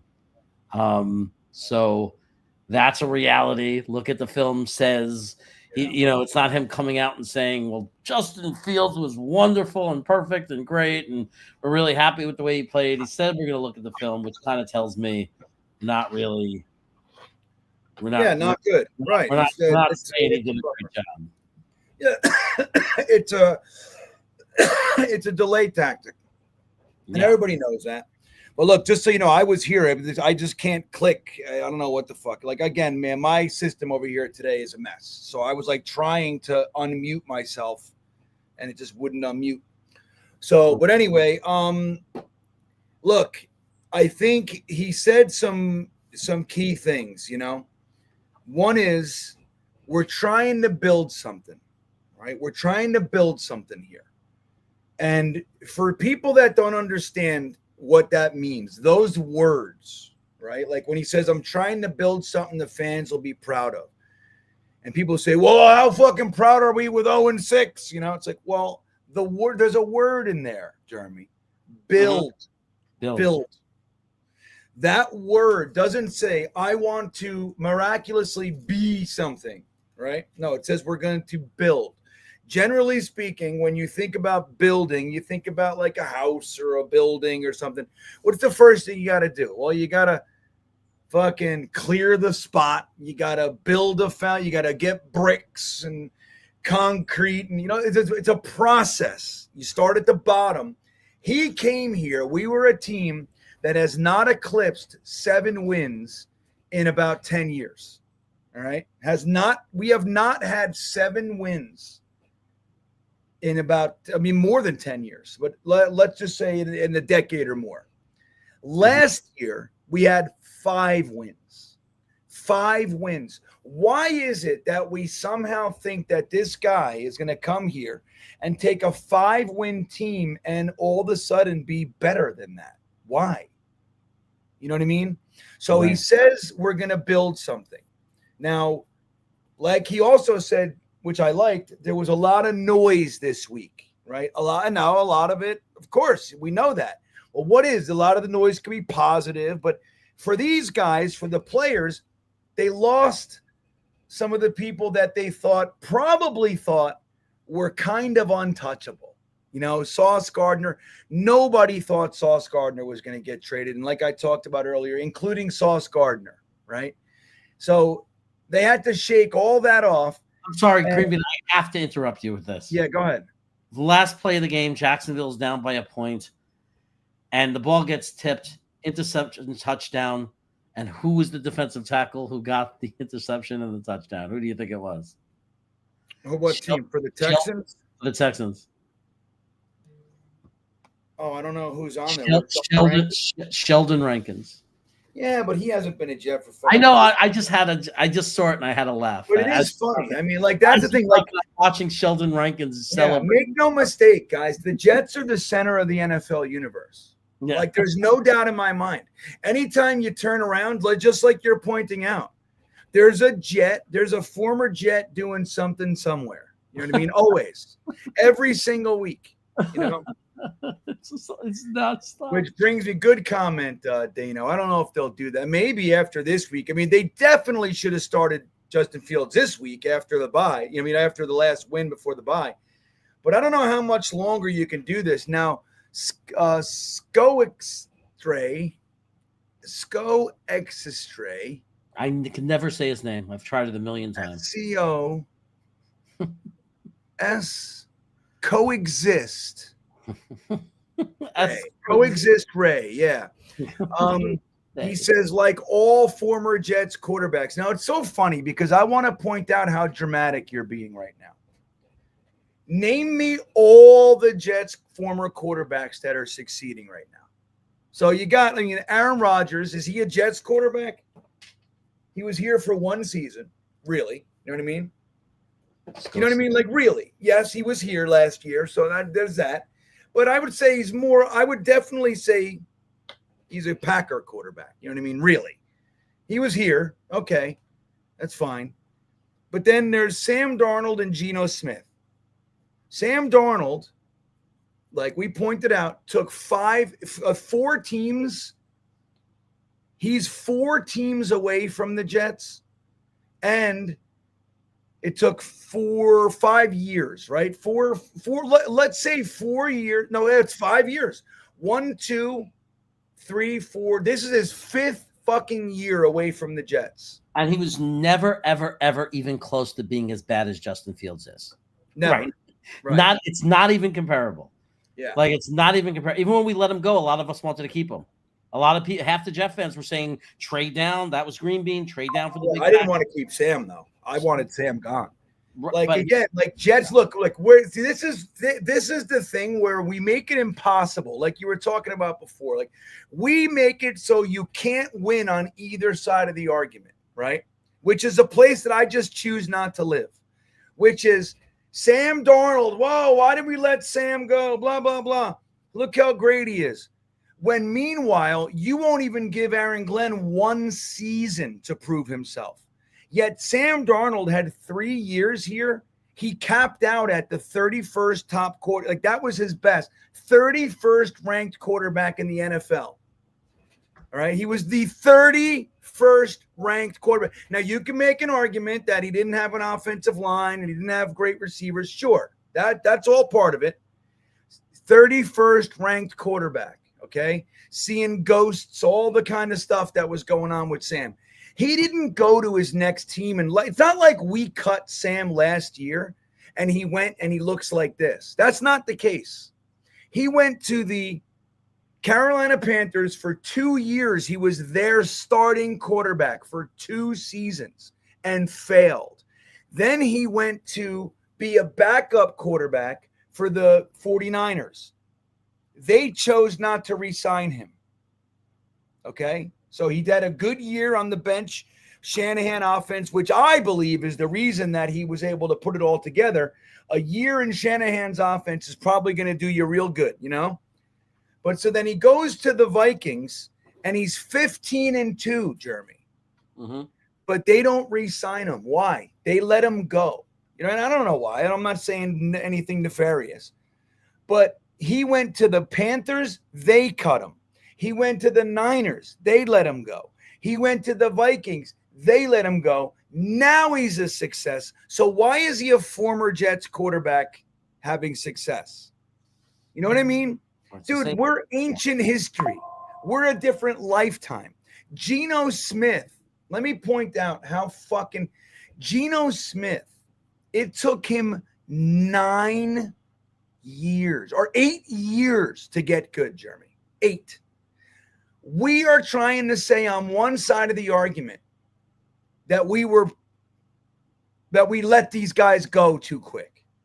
And then on the other side of the argument, you have a fucking head coach who just got here. We gave him a hot 3 weeks to prove himself, and we want to one and done this fucking guy. So what is it? Which side is it? And again, it's not like Sam was lighting up the league. He had, 15 touchdowns and fucking 16 interceptions. Like, he wasn't good, dude. And in spite of that, even if Justin Fields went on to another team and ended up being a good quarterback, a starting quarterback, what are you suggesting?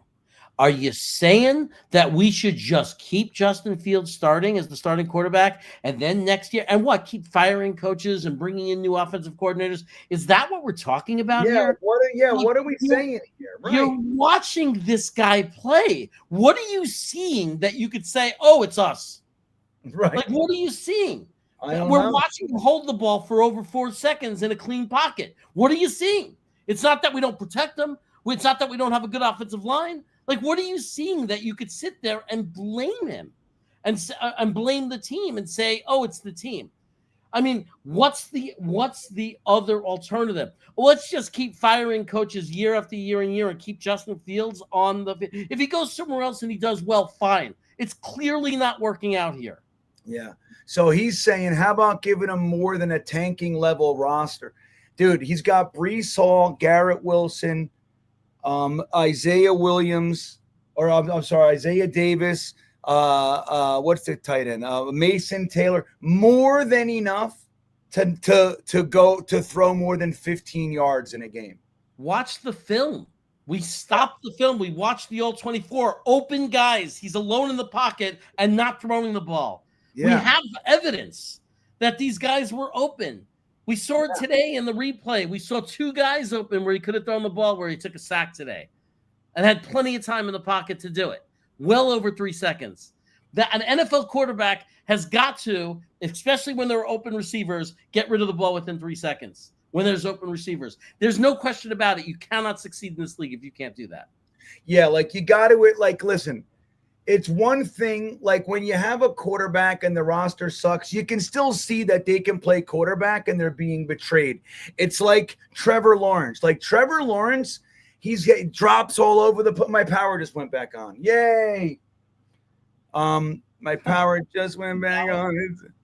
No, but but you can see that, like, Trevor Lawrence, he's got something. You know what I mean? Like, yes, he's not perfect, but you can see it. He's a competent quarterback.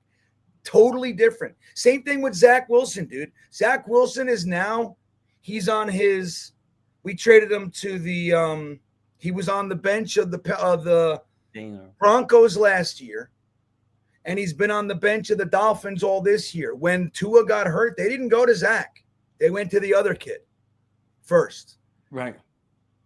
And now, how many Jets fans were saying that it was us?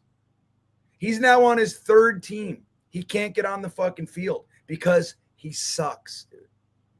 Now, that doesn't mean that in 5 years from now, him sitting on the bench a bunch of years, and one year somebody might get hurt and he might come in and he might light it up, Jeremy. Yeah. That doesn't mean that putting that not keeping him here now isn't the right move. Right. You know what I mean? And I still like, and there's a super chat. He gave a super chat where he's naming all the players who failed here, who are doing well, supposedly. I don't think that Aaron Rodgers is doing any better in Pittsburgh than he did for us. I think the difference is that it's not the same Aaron Rodgers, but Pittsburgh wins with every quarterback. Yeah. It's a different roster, Pittsburgh, a different coach. Well, it's not the roster, it's the coach. Yeah. The coach. They win every year. Every year, Pittsburgh is over 500. Do they win playoff games? Sam Darnold, Aaron Rodgers, Roger Staubach, you're showing your age. Terry Bradshaw wouldn't win in the Jets' dysfunction. Yeah, no shit. That's what we're trying to change, buddy. That's why we traded Quinnen Williams and Michael Carter II and fucking Sauce Gardner and cut guys like Xavier Gibson and some others. That's what's happening right now. What's happening is an acknowledgement.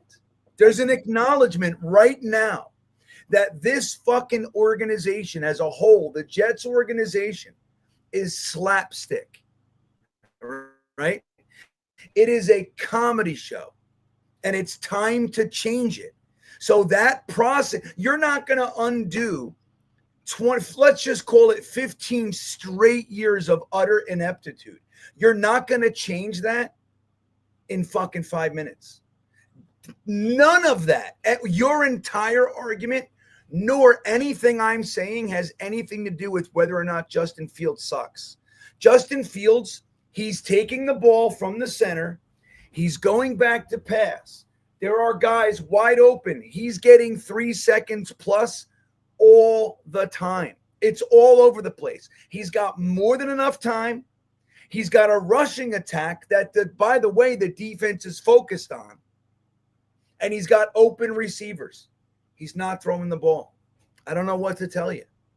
I don't know what to tell you. When he threw it, week 1, he was throwing the ball.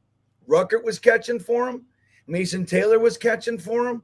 Josh Reynolds was catching for him. Garrett Wilson was catching for him. Last week against the Bengals, he was throwing the ball. Tyler Johnson was catching for him. Mason Taylor had fucking 8 catches, whatever it was. Breece Hall was catching for him. Isaiah Davis. When he's throwing the ball, look, we don't have to have a Super Bowl roster. When he throws the ball, guys are catching. We have more than enough ammo to catch the fucking ball. He's not throwing the ball. Like, think about it. It'd be one thing if he was throwing it and we were seeing drops all over the place. We're not seeing that. We're seeing a guy who's not throwing the ball. He's holding it for whatever reason. Yeah. Thank you for the super chat. I understand you wanting to, dude, Justin Fields, he looks like shit. I don't know what to tell you. Ablab checking in. Jesus, we won, right? What the fuck? I know, Ablab. For fuck, we got to always make an argument out of it. I tell you, when we talk about dysfunction, the saddest part about it is it's made us crazy. We're not well as a fan base. We're not well. And it's also constantly comparing everybody to everybody else. Like, Justin Fields is not those guys. Like, to say, that Justin Fields is good, he's not just a backup quarterback because of those other guys, it's just such a faulty argument. I mean, watch Justin Fields. Again, if he ends up in the future being a good quarterback, that's fine. It wasn't working here. It's not working here. Like, no matter what happens, it's just not working here. Right. There you go. There you go. Phil Adams talking to Ablab. It's madness. Some folks never see the fun side. I know. Today was fun.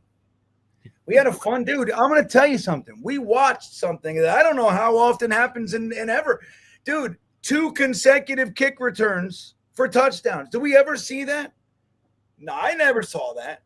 We've seen 2 in one game. Remember, Chad Morton comes to mind. You remember Chad Morton? I do.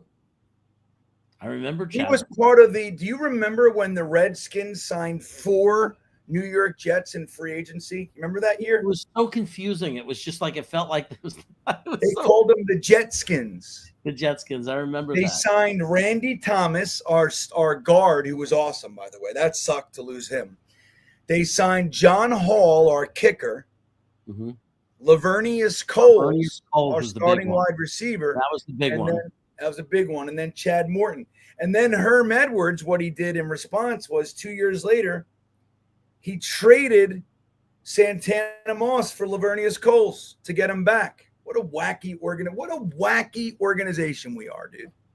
And then the next year, we traded Herm Edwards to the Chiefs. A fucking head coach. You know, how many head coach trades are there in the NFL, do you think? How often do you see it, Jeremy? I mean, you don't. It's not like baseball. The Jets, 3 separate times in recent memory, relatively anyway, the Jets have been involved in head coach trades. Isn't that nuts? That's nuts. Like that's absolutely Dude, wild. we are the craziest team in the league. There's nobody that touches us. One day you're gonna see some guy that's traded, like some guy that worked in our office we didn't know, some chunky guy with glasses, a bald guy, traded to some team and find out that they got vending machines put in the locker room from some product like George Costanza. That's what it's like. That's what this team is gonna do. We're gonna be the team that trades some guy like the Yankees in the show Seinfeld traded George Costanza. Oh, it's so good. That's gonna be so us, funny, man. Yeah, the Jets are we're nothing. We're like no other team. Like any other fan, they have let them complain, think, whatever they do. They don't know anything about what it's like to be a crazy Jets fan. Green Bean loves our history too much. What do you mean? What else do we have? Fuck off, Dino. That's all we have. Can we set aside QB talk? We have months and a few wins. What are you talking about? He's just talking to everybody in the chat. We can't talk about quarterbacks now. Why? Because we have months later to talk. Why can't we talk Why can't we talk about our quarterback? It was a game today. What are you talking about? Why can't we talk about our abysmal quarterback? Yeah, I don't understand. Alan Doge checking in. Sometimes I don't know why does anybody want to control anybody else? Anybody can say and do whatever they want. How's that? You know what I mean? What is wrong with us? You know what? And to your point about why we shouldn't have expected more wins, we know why we didn't let Aaron Rodgers walk and release him because we believe that Justin Fields was a better quarterback. I honestly don't feel that way. No. I believe there were other reasons why we let Aaron Rodgers walk. I believe it was because the head coach that needed to take over the locker room. Correct. Right? We needed to go a different direction, and Aaron Rodgers. I believe that they knew, just like we know, that Aaron Rodgers, even at the end of his career like this, is a better quarterback than Justin Fields. Yeah, so but you're right. The thing was, you nailed it, dude. Right. The main reason was because if Aaron Glenn came here, he's trying with a new rookie offensive coordinator. He's trying to set a new tone. The team was already Aaron Rodgers' team. So whoever didn't want to be on, there would have been a rift, and they'd be infighting and the whole thing, and it'd be a waste of a year. Instead, what we're doing is finding out who the quitters are and flipping them for first-round picks. It's a lot more fun. Alan Doge says, today was the first time ever for a Jet punt and kick return for a TD in the same game. Forget that it happened back-to-back in the first quarter. Crazy. See? History. See, I love my history, especially when we're living it. Yeah. Especially when we're living history. Wow. I mean, that's interesting because we had a guy named Aaron Glenn once who used to get big time special team touchdowns. I just never realized that we never did it in the same game. Well, I think so. Like when we've had 2 kick returns for touchdowns, but never a punt and kick. That's the nuance. Right. That's the nuance. That's the wrinkle. That's like like Dano juggling construction helmets, Yeah. So, all right. What are the games now? When does Quinnen play? Does he play today? Dallas must play at some point, right? Are they playing now or are they playing the late game? Let me see. Dallas. It can't be their bye week, is it? Let's see here. Where are they? It probably is their bye week. Yep. What a bummer. Oh, yeah, it's their bye week. What a bummer. Yeah. What a bummer. I want to see them play. So, by the way, guys, this Thursday night, we will be live for the game like we were today, but obviously it's Thursday night. So it's going to be a little bit different. We have the entire old Thursday Thick of It crew coming aboard. That includes Frankie from Flatbush will be here. Remember, he was on the Thursday Thick of It.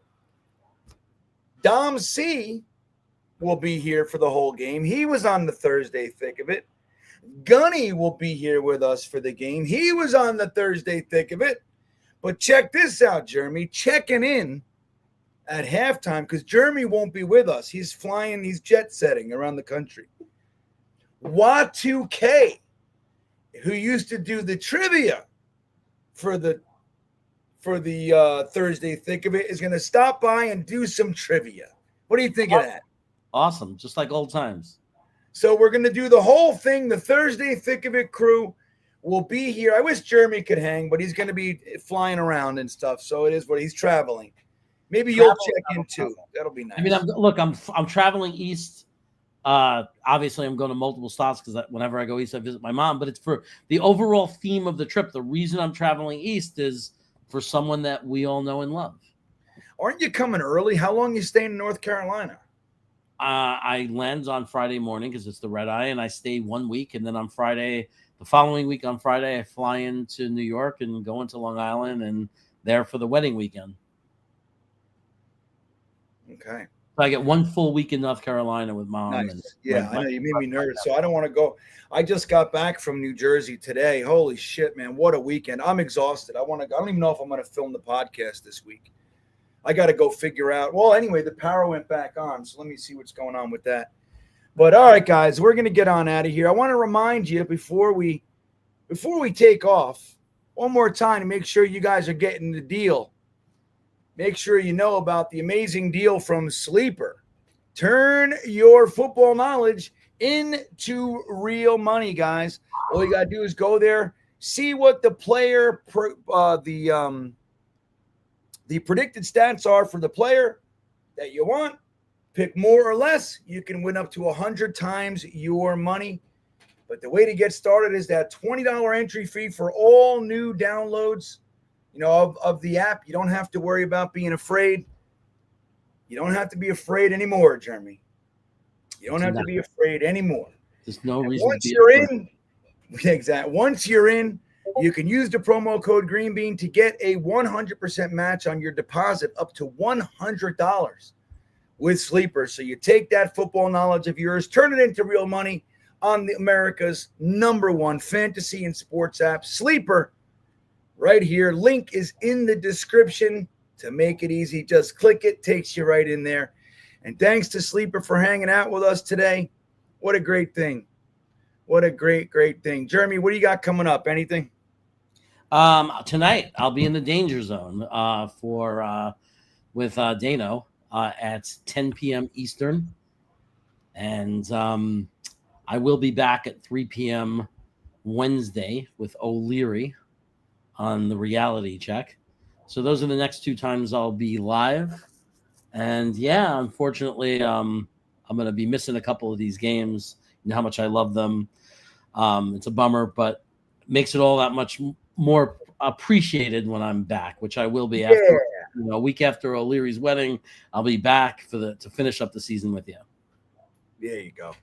All right, guys. With that all said, please don't forget to hit the like button on your way out. If you haven't subscribed, that would be greatly appreciated as well. We're trying to get up to 15,000 on Green Bean here. That would be great. The link to Jeremy's channel, Frankie's channel, and the whole crew are also in the description right under the Sleeper app link. I hope you guys have a wonderful rest of the day. It's going to be a great, great Sunday night for you. We're winners. It's only been twice this year. Enjoy it. Allow yourself time to be happy. And we will see you. Jeremy, when do we see him? We see it. We see them. We see them all the time. We see them next time. No, he fakes it. He's setting them up. Throws it to fucking Conklin. Rucker. It's really just the Jets chamber pot. Oh, we suck at stuff. To Garrett Wilson. Oh, what a catch! What a catch! That was all Zach, everybody. Oh, Quinn gets him. Yes! Yes! Look at this. What is it? A real live offensive touchdown.